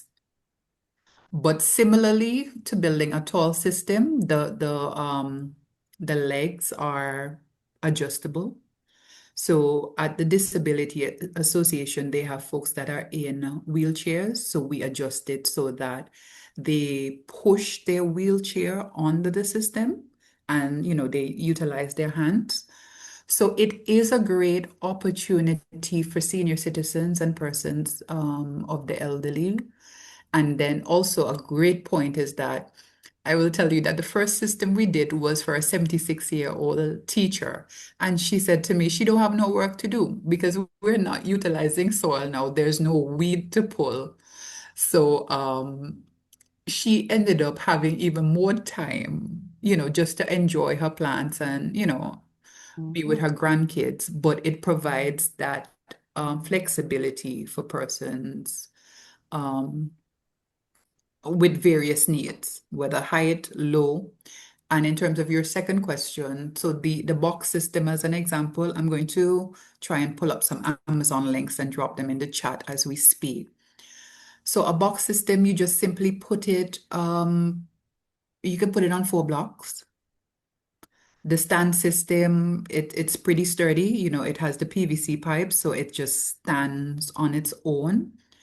You just need to make sure that you have a power source close by so that you can plug in the pump. But once you've done that, you can have it on your patio, you can have it at the side of your home. What I like to say to persons is I like to place my system facing the morning sun, so more on the east, because you get more hours as you go westwards. And west will be now midday sun, afternoon sun, so you have more hours of sunlight. Whereas the morning period, the sun is, for lack of a better word, softer and easier and doesn't put extra strain on the crops. Okay. You Okay, said thank you. there's a WhatsApp that we can access for additional information. Yes, I'll put that in. I just put a link in the Thanks. chat for one of the systems that are on Amazon. But there's so many systems to choose from, so you're not limited to the one that I've placed in the chat. I'm placing my number now. That's available via WhatsApp. There's so many there's so many possibilities. Um, the grow box, which has 6 plants, that's like 25 US. My number is in between the links. Don't miss it. Yes. I'm multitasking at the same time. So if let's say in a household, you utilize, well, so my household, it's 4 of us, and we use lettuce with everything that we grow. But we like color, so we utilize kale. So we'll do a handful of kale, we'll do a handful of arugula, we'll do a green lettuce, we'll do a red lettuce. So 4 lettuce makes a big bowl of salad for us.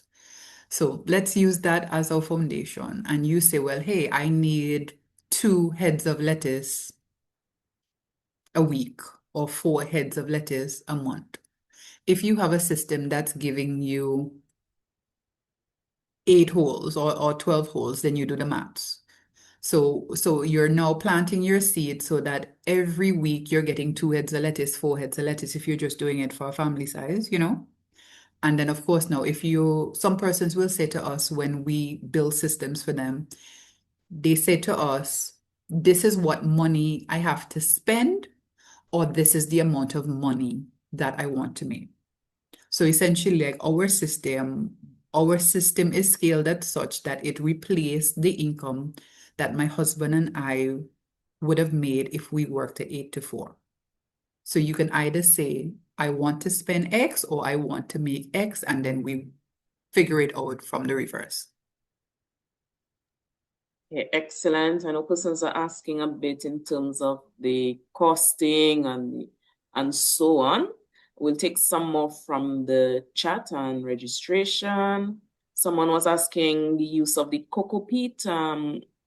How can you use the cocoa peat and how much power do you, on average, you use? And if you could incorporate solar, those sorts of renewable energy. Of course, certainly solar it would be a plus, but again, adding solar is a cost by itself because the initial investment is a bit on the heavy side. But if you're able to do it, I would recommend. When we started our system, I did an analysis of the increase in our electricity bill, and it went up on average to 158 EC, which would be about 60 US. Our electricity bill went up when we added our NFT system. And that is because with the NFT system, you needed a pump to be running full time and you needed the air pumps to be running full time. And that's where we learned about the drip system. The drip system now, it only drips when it's set to drip. And so the systems that we build have a timer on it. And so in our case, it depending on the season, summer months are hotter than the wet season. We set it or manually override it that it waters twice a day for 2 minutes, 3 minutes, depending on the need, or 3 minutes. So it drips just when we need it to drip. And of course, now if it's the wet season when rain is coming, then of course you don't have to drip at all. But we would still recommend it to make sure that you're getting the nutrients from what you've mixed in addition to what rain you're getting from the sky naturally. So we found that the drip system is more, what's the word? It's more suitable for keeping your electrical costs low. But again, when we did the analysis, when we started out with the NFT, it increased our bill on average to 158 EC or 60 US because the pump and the air pump had to be run 24 hours a day. And addition, that sort of system, you need a generator because if the power goes, the water would not flow. Okay, great. So we will take Trudy-Ann and then we'll take the rest of the questions that were in the chat, and then we will start wrapping up as we are quarter to 1. I know we have a lot to go, but we will take the questions as best as we can. Sherrie-Ann didn't want to say anything. I see Sherrie-Ann hand went down. Okay, so we will continue with what we have. Of course, we have Hurricane and we have Percival. Okay, go ahead, Percival. I see Trudy-Ann is back. Hi. Good afternoon, everyone. You're sounding very far, Percival. If you could come closer to your mic. Yeah, is this better now? Not any better. Oh my. All right. You're sounding very far. Yeah, I'm trying to use this device. Okay, Right, so while you any better now? You could hear anything, Sherrie-Ann? No, he's very muffled. Yes. Percival, while you try to sort out in terms of the mic, we will go ahead and take Trudy-Ann. Just keep your hands up and we'll come back to you, okay? Go ahead, Trudy-Ann. Hi, good afternoon. It's not a question, it's more of a comment. I would just like to say a huge thank you to Sherrie-Ann for sharing all those insightful nuggets and sharing her journey. It was quite inspiring, quite motivating, and it shows that no matter how small it is, like we can all start. I do have an interest in gardening. I have tried trial and error. However, what I found is that the pest is one of my greatest challenges, and also time, because I manage 2 businesses and it consumes a lot of my time. So having the potential to have this freedom mentally, and because dealing with plants is quite therapeutic, and also to have the added bonus of being financially rewarding. I mean, for me, it's say less. Like I'm ready to I'm ready to join the journey. So thank you for this. Thank you, Trudy. Appreciate it. As I told, Nikelia mentioned it earlier that I used to manage an insurance company for 12 years. I was the manager of an insurance company. And person said to me, "You're crazy for leaving corporate to become a farmer." They say it as if it's a bad thing, but they they don't know the peace that comes with it, um, and the fulfillment, the joy that comes with bringing something from the start to where we have gotten ours to be. There's no value that can be placed on that, and we need to get back to making our own, being less dependent on imports, knowing what goes into our body, years gone by, cancer and all the other diseases were not things that we knew. So let's get back to basic and let's get back to knowing where our food comes from. And I'm just trying to go through the chat as we speak. So thank you to Adrian for adding the notes. Adrian is a hydroponics farmer just like me. So he did break it down that you're looking at the cost, for example, per head for a head of lettuce is $2 your cost, and you're selling it for $5.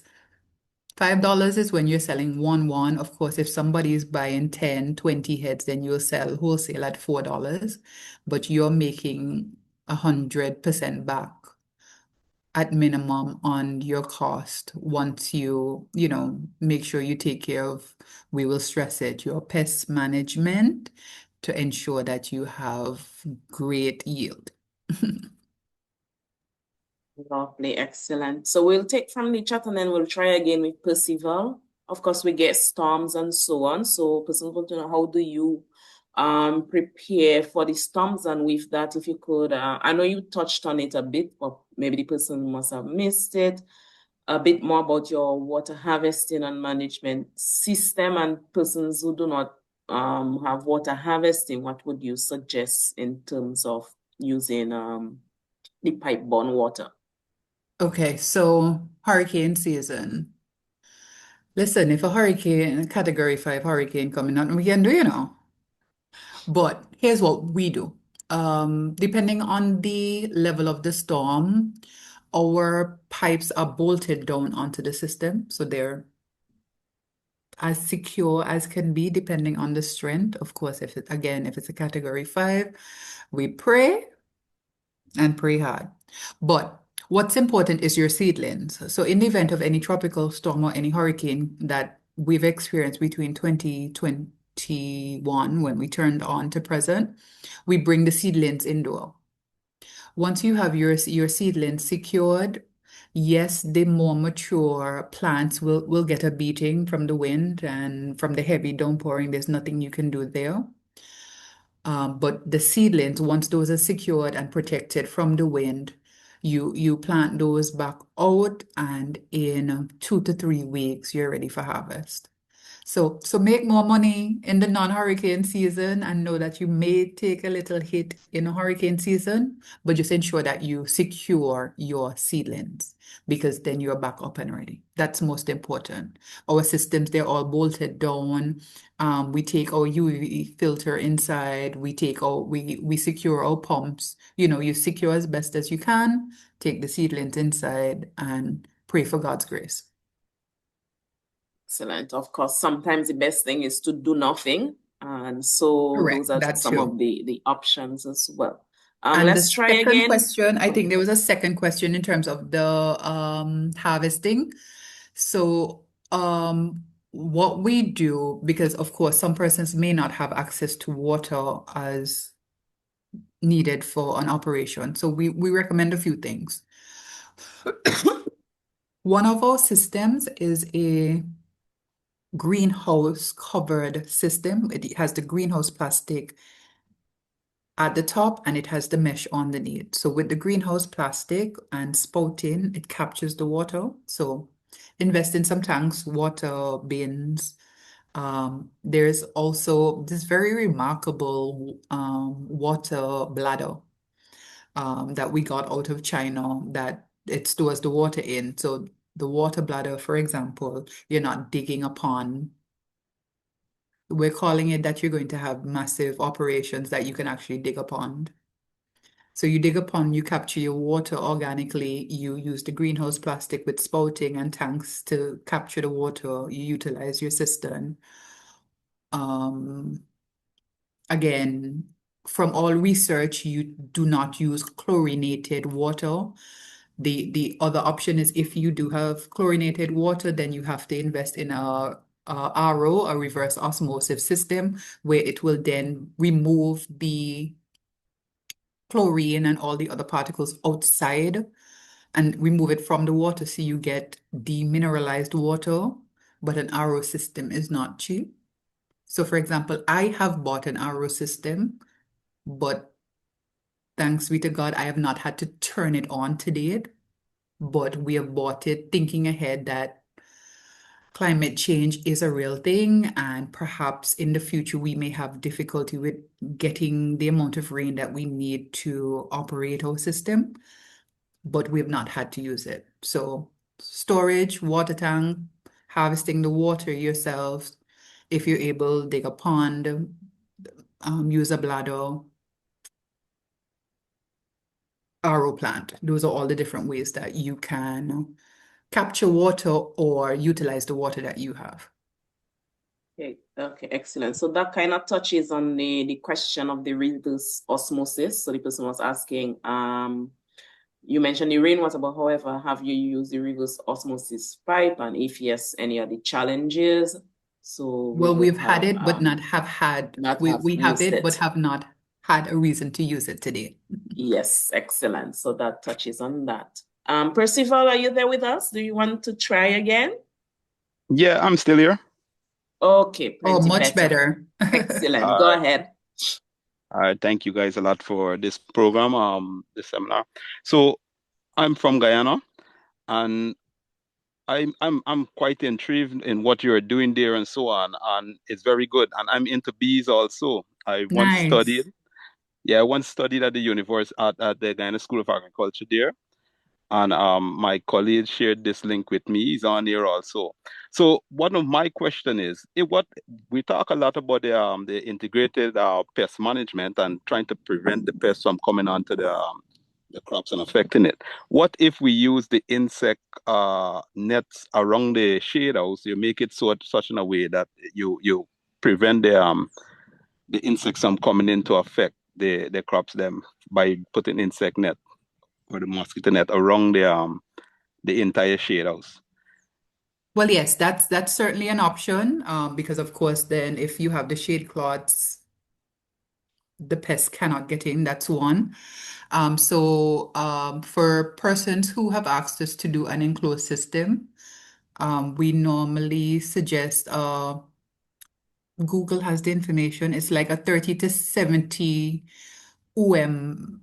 That's the metric used to define the grade mesh cloth. So it helps to balance the air intake to allow hot air out, cool air in, and to reduce the pests getting in. Yeah. We also suggest there are stickers available in yellow and blue. Different stickers have different pests that they attract. So essentially, in the middle of each of our beds, we have stickers. So any pests that are flying by and in the part of the sticker, they stick onto that sticker film. So that's an organic way of killing them and not having to use pesticide. We mentioned the ground covering. So we use the ground cover to reduce weed and grass coming up. Those are the pet dynamics by itself. Other thing is not necessarily a pest, but for example, when we started our system, birds used to come and steal our seeds out of the rock wool.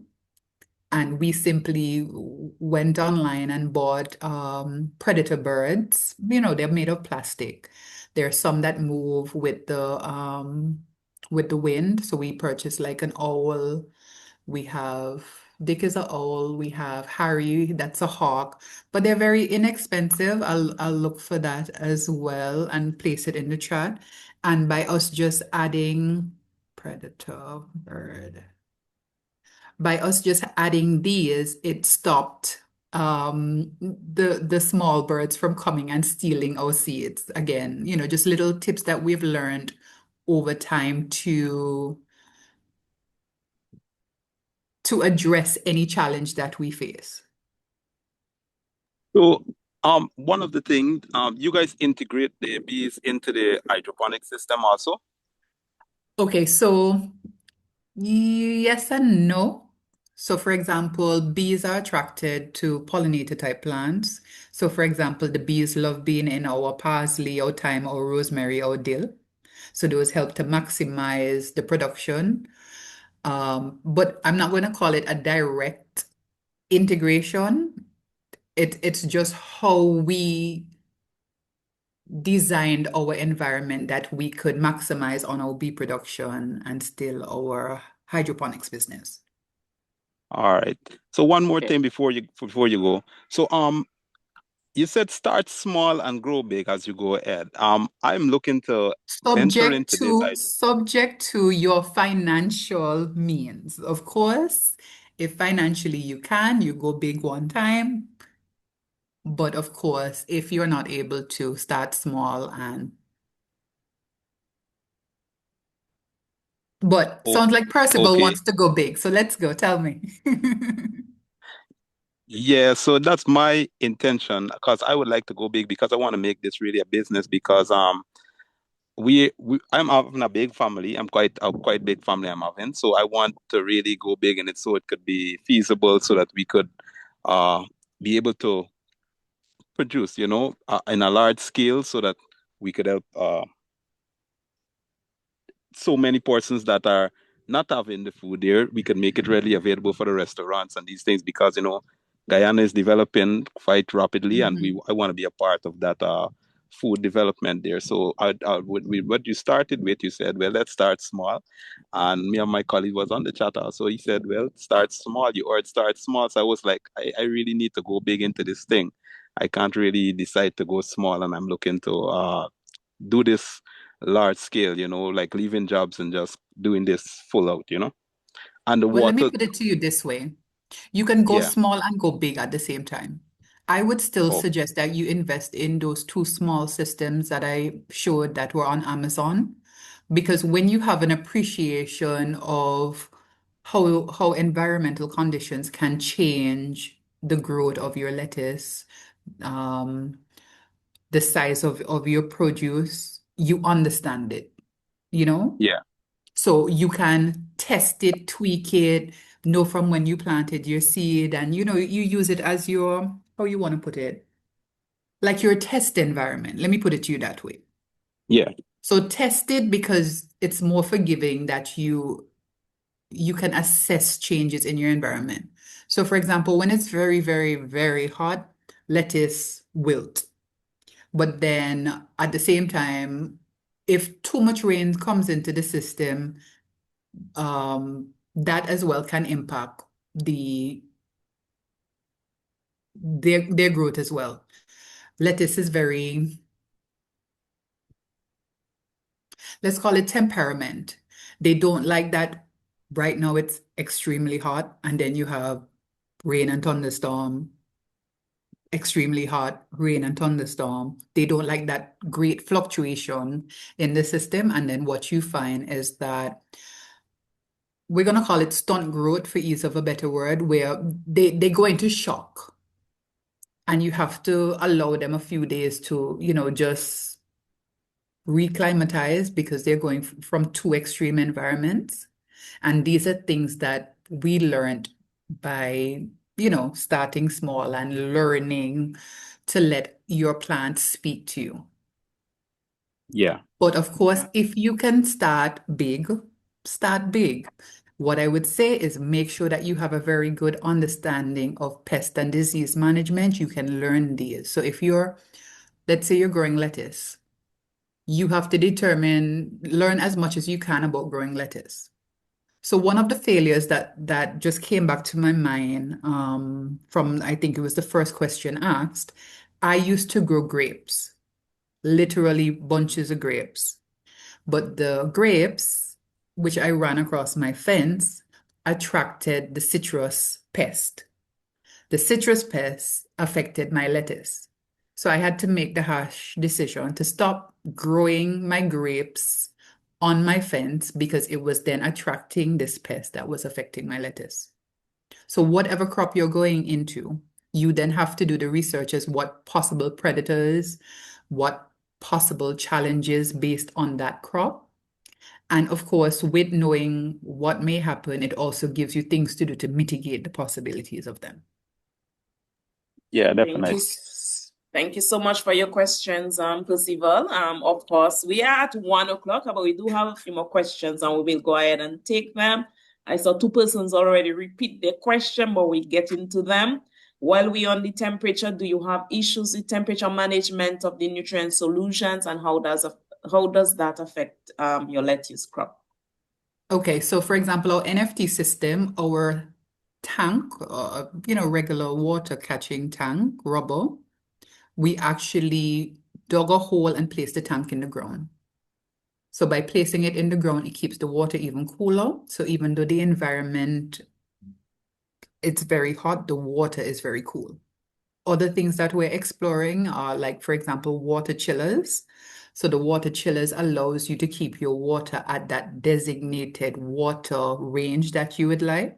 We've researched it, not having had to use it as yet, but that's another possibilities that can be explored if there are environments where, for whatever reason, your water coming to your system may be too hot.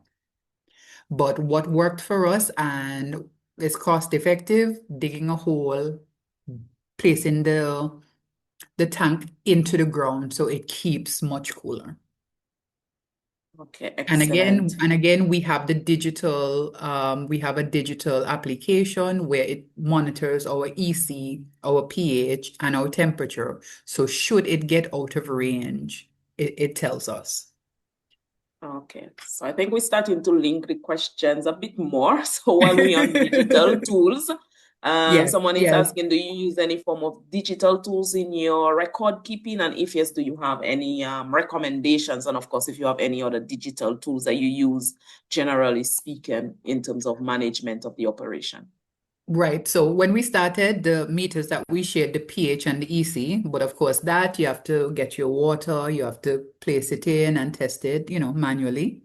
But over time, we evolved into the actual system where the system is attached to a probe, and that probe is in our water reservoir. So if there are any changes to the pH level, the EC, and the temperature, it automatically flags on the screen.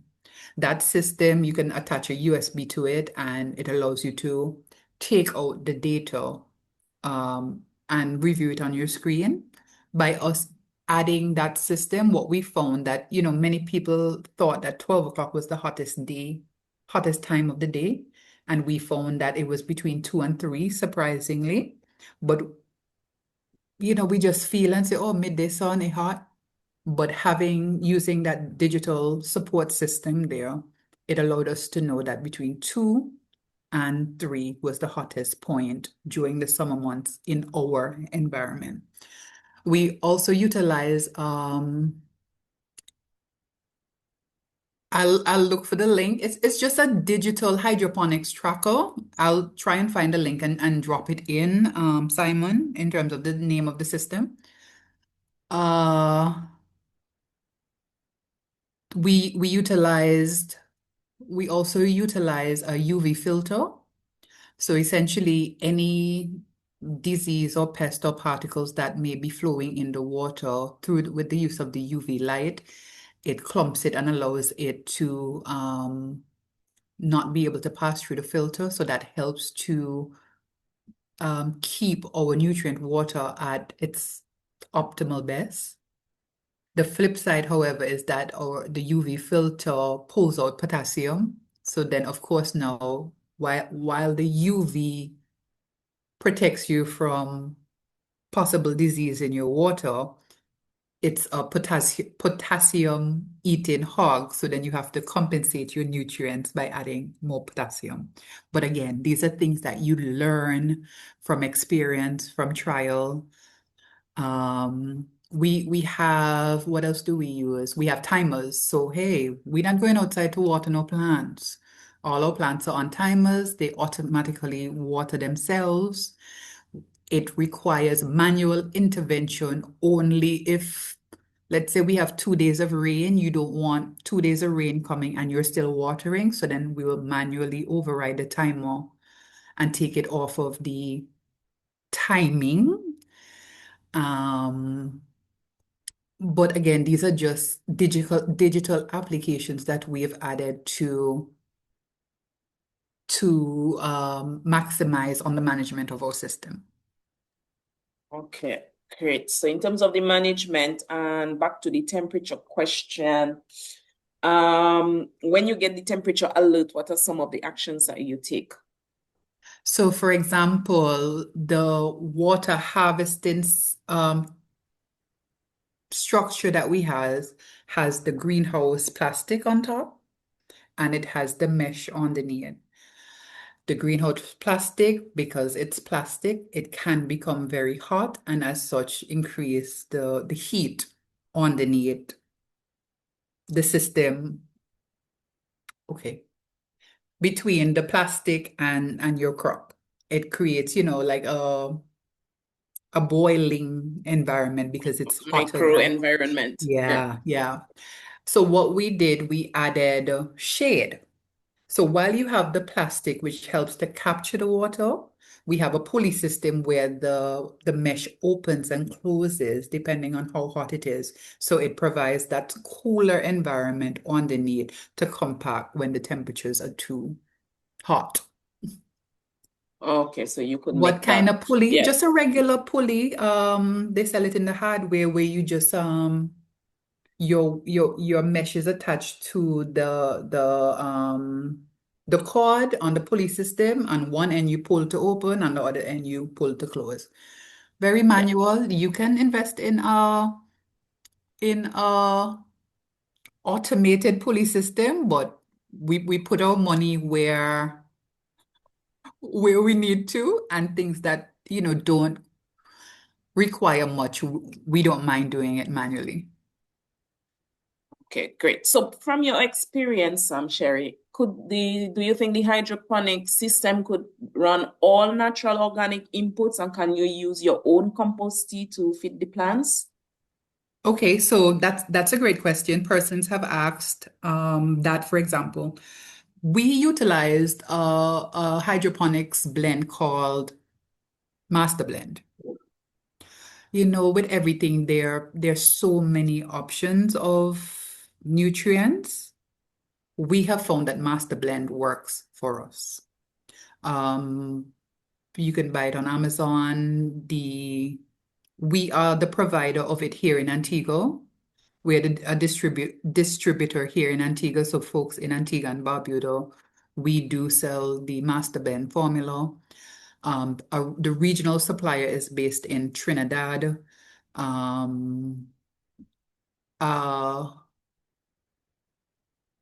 Aeroponics is the name in Trinidad. Alex and his team, they are the regional suppliers there.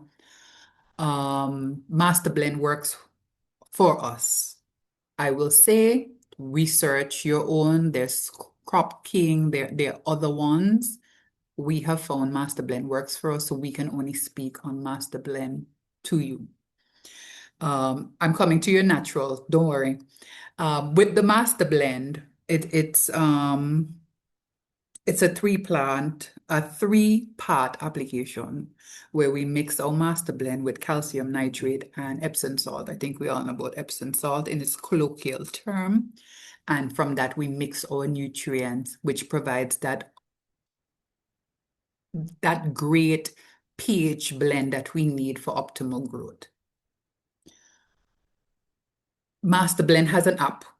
So you go on your phone, download MB calculator, I think the app is called. You type it in and it says, hey, my box is measured 8 feet by 4 feet, and it will tell you how much water will work in that size box, and then it will tell you how much fertilizer you need to mix based on that amount of water.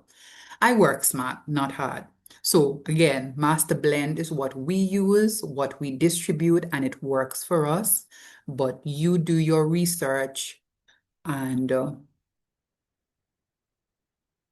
find the right nutrients that works for you. on the matter of natural and organic fertilizers.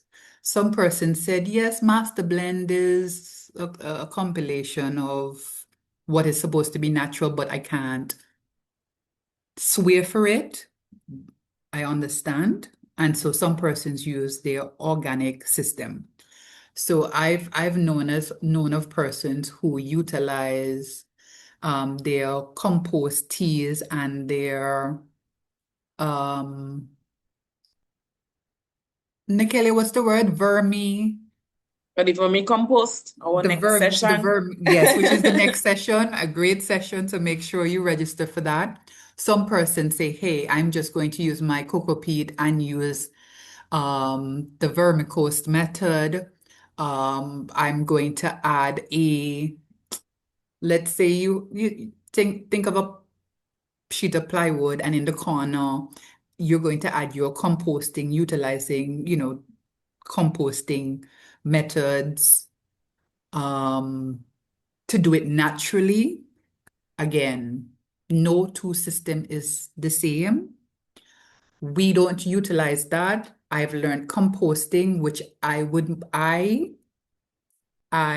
do more in soil application than in my hydroponics. I've known of persons and they've had their successes, but I cannot speak to it in a method of authority as I have not utilized it. Okay, excellent. So I know it's an exciting session. I know a lot of persons are want to start. As it relates to the various items that she would have shared, what I will do, I'll ask her to send me the list, and in the follow-up email, we could send you the various Amazon links and so on. So persons want the Amazon links, where do you source your shade cloth, what kind of mesh that you use. Of course, again, even if she's using those, that may not necessarily mean it might be the best for your location and your system, and as well if you look at cost and all of that. So it's a little bit of research on different types of meshes, types of shade cloth, what might even be available in your country, because she's in Antigua, might not be the same available in Dominica and all of that. So again, just take the time for some self-learning, comparison. There are different persons doing hydroponics in the various countries who have the experience. You could reach out to them. Sherrie-Ann and the team they can do like me. consulting. Every country I visit, I Google hydroponics farm and go and visit. There's always an opportunity to learn and grow. Yeah. Yeah, you could do those site visits. Of course, do you host training sessions for students? Of course, we would have brought a very large group of students during CCRAF on the road. So she does host sessions, visiting the schools. As she said, she's now installing a system in 2 schools. Yes. In 2 schools, including a differently abled school. But somebody wants to know your thoughts, how they can do some things as extracurricular clubs in their school, because she's a teacher. She finds this interesting. How now she can do it, if some ideas you could share. Okay, so for example, we welcome school tours. We've had quite a bit. We had, as Nicalia mentioned, a large group that came when CCRAF was on the road here in Antigua. I myself or my husband or both, we do school visits. So for example, folks in Antigua, I will be at the Jennings Secondary School on Friday for the kids that are doing common entrance. I don't remember the new name, the grade 6 exam. They're doing a hydroponics program as part of their social studies SBA. And so I will be going in to speak with them on Thursday. Through CCRAF and the Ministry of Agriculture, they've invited me to do sessions. The Garden Center, that's again in Antigua, they are currently doing a backyard gardening and hydroponics course, which starts either next month or April. Hold on, I can tell you quickly for folks that are here in Antigua.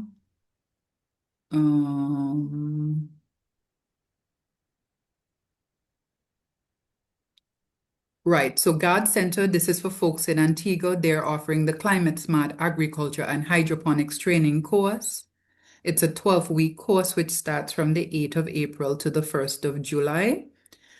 They offer scholarships where you may have to just pay a $50 fee, like when I did it back in 2020.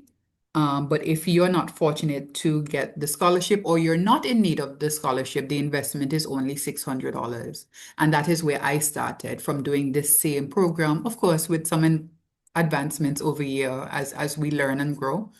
But that is how I started, and that course is being offered here in Antigua, and I'm hopeful that in other territories, reach out to your Ministry of Agriculture to find out, or any other agriculture type groups that are in your country, and get to it. Lovely. Well, you would have mentioned some of the inputs that you use. Some of them you source, you're able to source locally. As for locally made, I'm not sure. Or each country is different. I know you do have some persons that do produce some inputs in some of the countries like Trinidad and so on. Some of them are still developing, but you have to meet a lot of these different standards. So some of them may not necessarily be on the market. Well, some persons do have problem with seed varieties, availability of the seed varieties and the fertilizers. Of course, there is a challenge. Some countries do experience, based on the suppliers that are available in the country. Of course, different countries, different challenges, different ways of importing and so on.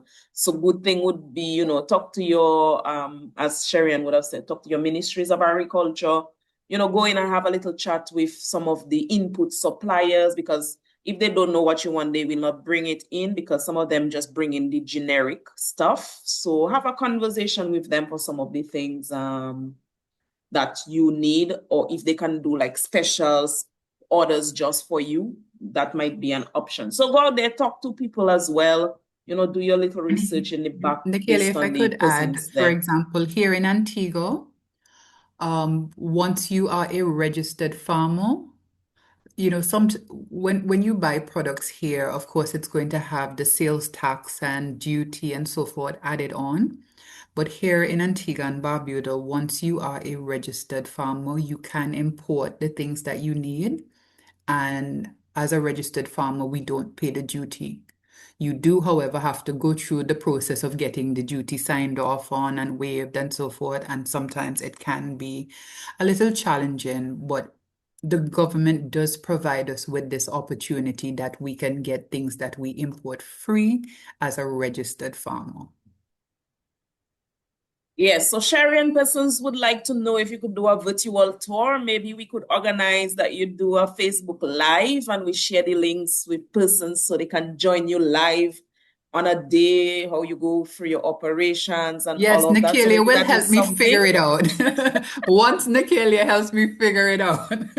Yes, so we could probably collaborate with the ICA office in Antigua, see how we can do a nice Facebook Live. So you go to steps, how you do your operations, so they can see your little pulley, how it's very simple and easy. Sure. How the setup is very clean. Cleanliness is very, very important. Very simple, very clean, easy to go through. So we will discuss and try our best to bring a live Facebook to all of you so you could see the operation and see the family in the works. Okay, so what is considered the range temperature hot in the system? What range is considered hot? 30. So we are wrapping up. Go ahead. 31.8 degrees and up. Okay. From my head, I think it's 31.8. Yeah. And above. Let me Okay, check so my we have to notes. I can check maintain my it. note to confirm. But we have to maintain it below 30. Correct. Yes. Okay. Well, someone wants to know from your experience which grows better, lettuce outdoors or in the nursery? I guess from your experience. Well, our system is outdoors and open. It's not screened in, but we have built enclosed systems for persons where it's fully meshed with extractor fans, misting systems. So both have their pluses and minuses. Again, it boils down to cost. So for example, Okay. I live in a residential area and an enclosed greenhouse is not allowed, let's call it that, not allowed in a residential space. So my system is not enclosed. But we have built enclosed systems for persons and again, pest management, because you can have a lovely system and then maybe you're going in there as simple as not washing your hands, not wearing clean clothing. All these attract pests and can impact your system. So any system is as good as your disease and pest management system. Yes. Some Of persons course. utilize some persons also do the indoor system with the grow lights and so forth. I cannot speak to that because in my opinion, if we have free sunlight, I am not going to plug in a system where I have to pay current on grow lights. So that as well, I can't speak to a indoor system that uses grow lights as an example. I know a lot of this would have stemmed from, the countries with the winters and so on and so forth. Of course, Correct. no sunlight during those times, but you need to grow food. And so, of course, I think Bahamas do some of that, I believe, some indoors in those containers. It was a really interesting, very complex system. Again, the situation in Bahamas. Not much water, not much rainfall, not much agriculture. And I think that probably was something they saw fitting. Again, it depends on your situation. It depends on your pocket. It depends on how much you get for your produce. If you're making the profit out of it, why not? Correct. So again, it is based on your situation. So we have 3 last questions. Just going back to the Go question ahead. on what is considered hot water. Ideally, you do not Temperature, want in the your system. water to pass 30, 32 degrees Celsius because it will start to put stress on your crops. And I know they go up to 31 to 32. I would say 30 degrees or even 28 degrees because then you also have to factor in wind conditions. So it may be hot, but the wind is very good, so it compensates. So ideally, I would say not to pass 28 degrees, because then if, let's say you have a system, you have a building and your system is behind, that restricts the amount of wind that goes to your system to keep it cool. And therefore, you have to then compensate for that based on water, heat, and the hot environment. So let's say 28, 29 degrees Celsius. Once you start to hit into the 30 degrees Celsius mark, you're putting stress on your plants. Okay, great. So folks, I know we're supposed to have been 2 hours, an hour and 25 minutes, and we want to say thank you so much, Sherrie-Ann, for staying on to answer the questions. Folks, that's what we are there for. I know we may not be able to provide you the funds that you need. We may not have the program currently to support you, or we will not be able to support everybody, but we're getting the speakers for free. We're getting their experience, their knowledge for free. And so we want to take the opportunity to answer as much of the questions that you have. So we have the last 3 questions, 2 that are focused on in terms of the market. You went, started small, expanding. How easy was it to scale the production to meet the market needs, although you're still not really meeting the market needs? The needs keep increasing. Maybe the whole of Antigua have to be hydroponics. But how easy was it to scale? And in terms of how did you did touch on it, how you went about marketing your products and what platforms you use to gather information as it relates to marketing your products. When we started our system, we had a capacity for 724 heads of lettuce a week. And by the middle of the week, we were running out. At present, we're at a capacity, meaning we have holes. Each hole holds 1 head. And if it's at the ideal head, we can do 2,500 heads of lettuce per week based on planting regularly, based on selling regularly. So when we harvest, we put new seeds in. However, we've built a system where one farmer has 7,000 heads of lettuce a week capacity, another one has 9,000 heads of lettuce. They do mix. So if they do all the lettuce, it's 11, but they do lettuce and some herbs, it's approximately 9. The amount of lettuce that we import here in Antigua, we need 100 more people to build systems at minimum because we import too much.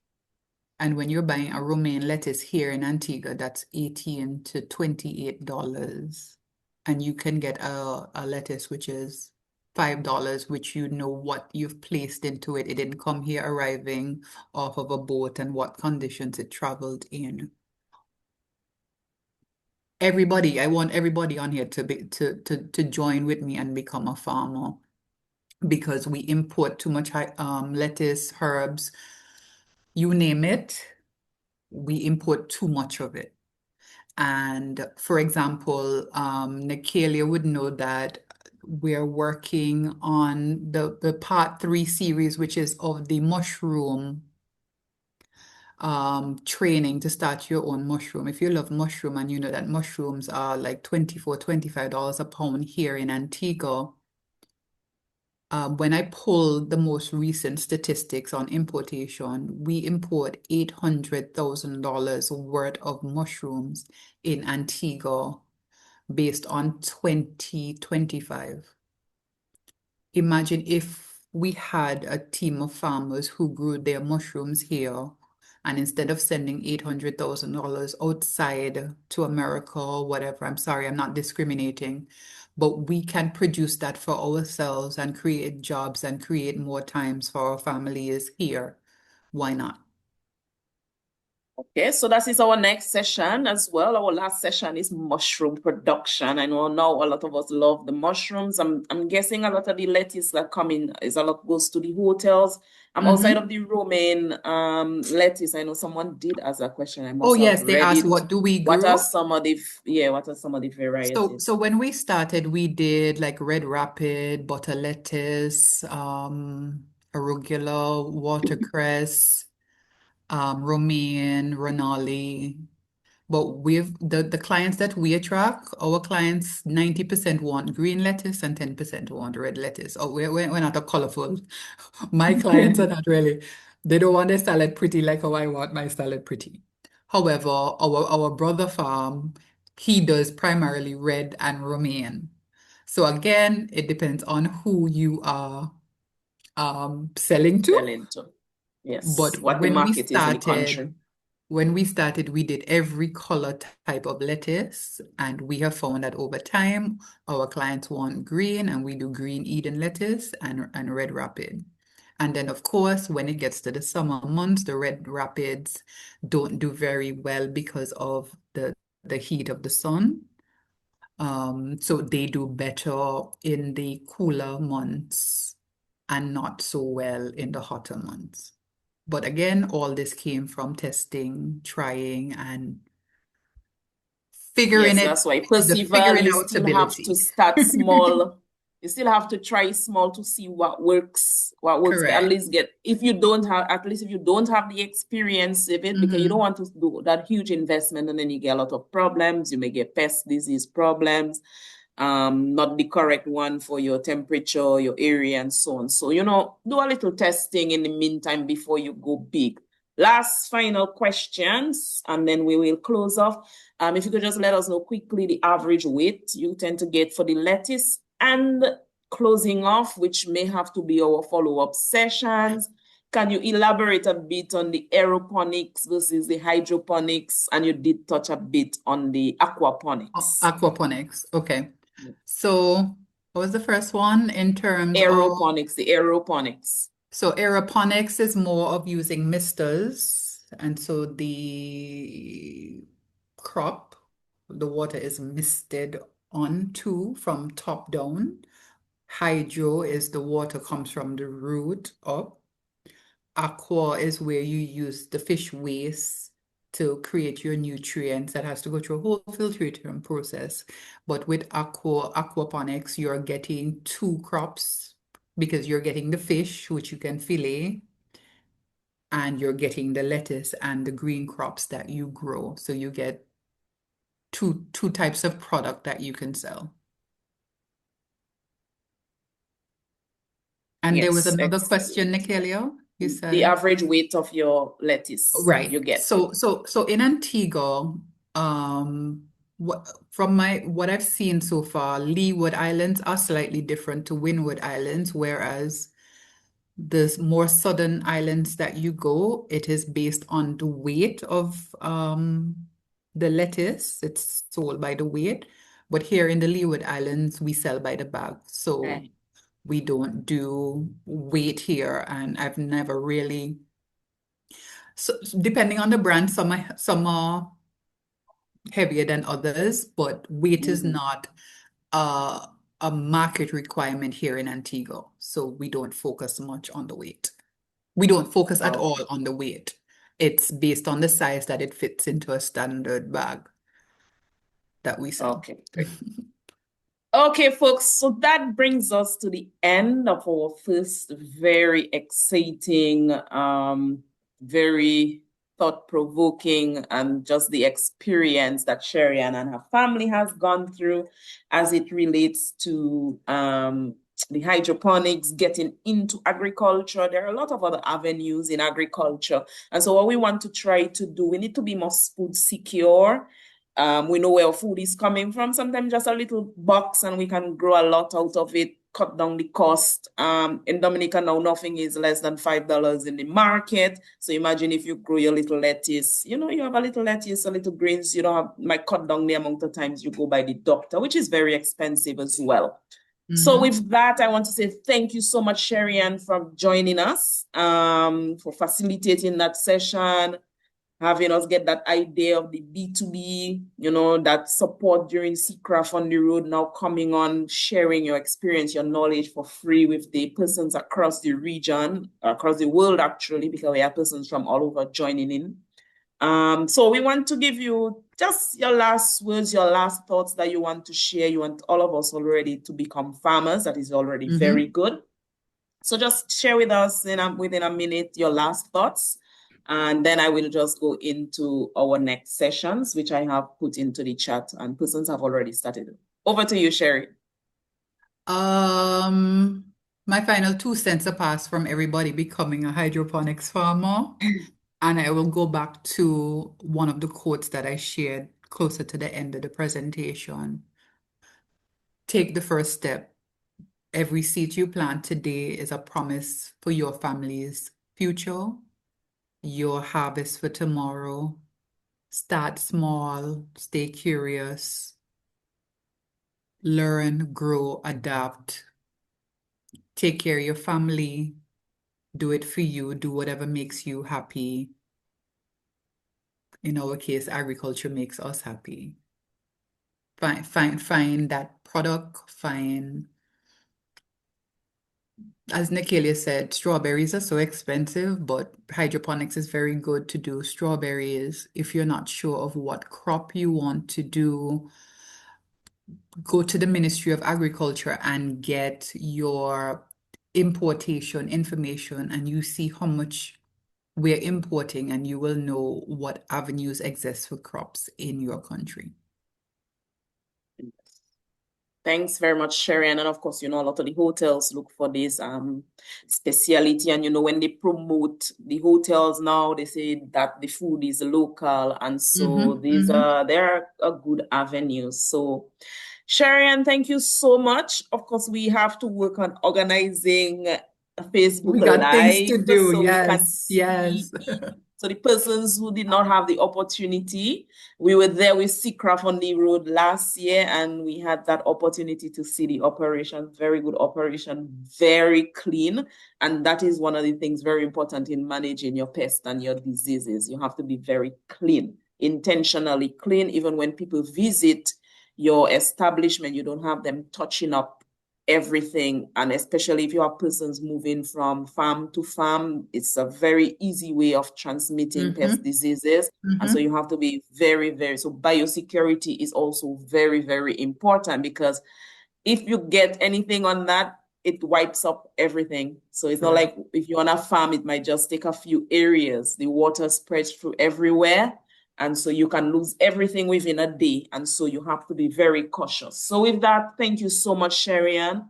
To our participants, thank you so much. I will unmute everybody's those left so we can say goodbye. I think our high risk have reduced a bit in terms of hacking. But before I do that, we have our upcoming session with Micah, starting a small vermicompost enterprise. And of course, persons, there are the linkages with these different things. So we have starting this small vermicompost enterprise, and Micah will go through that, how he did that for his research, and now he's doing it as a business. And then we're going to have a very interesting experience, life story as well from Pauline, where we're going into starting a small mushroom enterprise, where with her dad or granddad that she promised, that she would come back in Jamaica and do something that she wants to do. And so there we have another story. She used to live in the US and Canada, and she decided to move back to Jamaica, and she started mushrooms, and we will see a lot of the different varieties. I have put the links to register, and of course they will be done in the follow-up email. So thank you so much, everyone. Let me just stop the recording and then I will unmute everyone. Recording. And then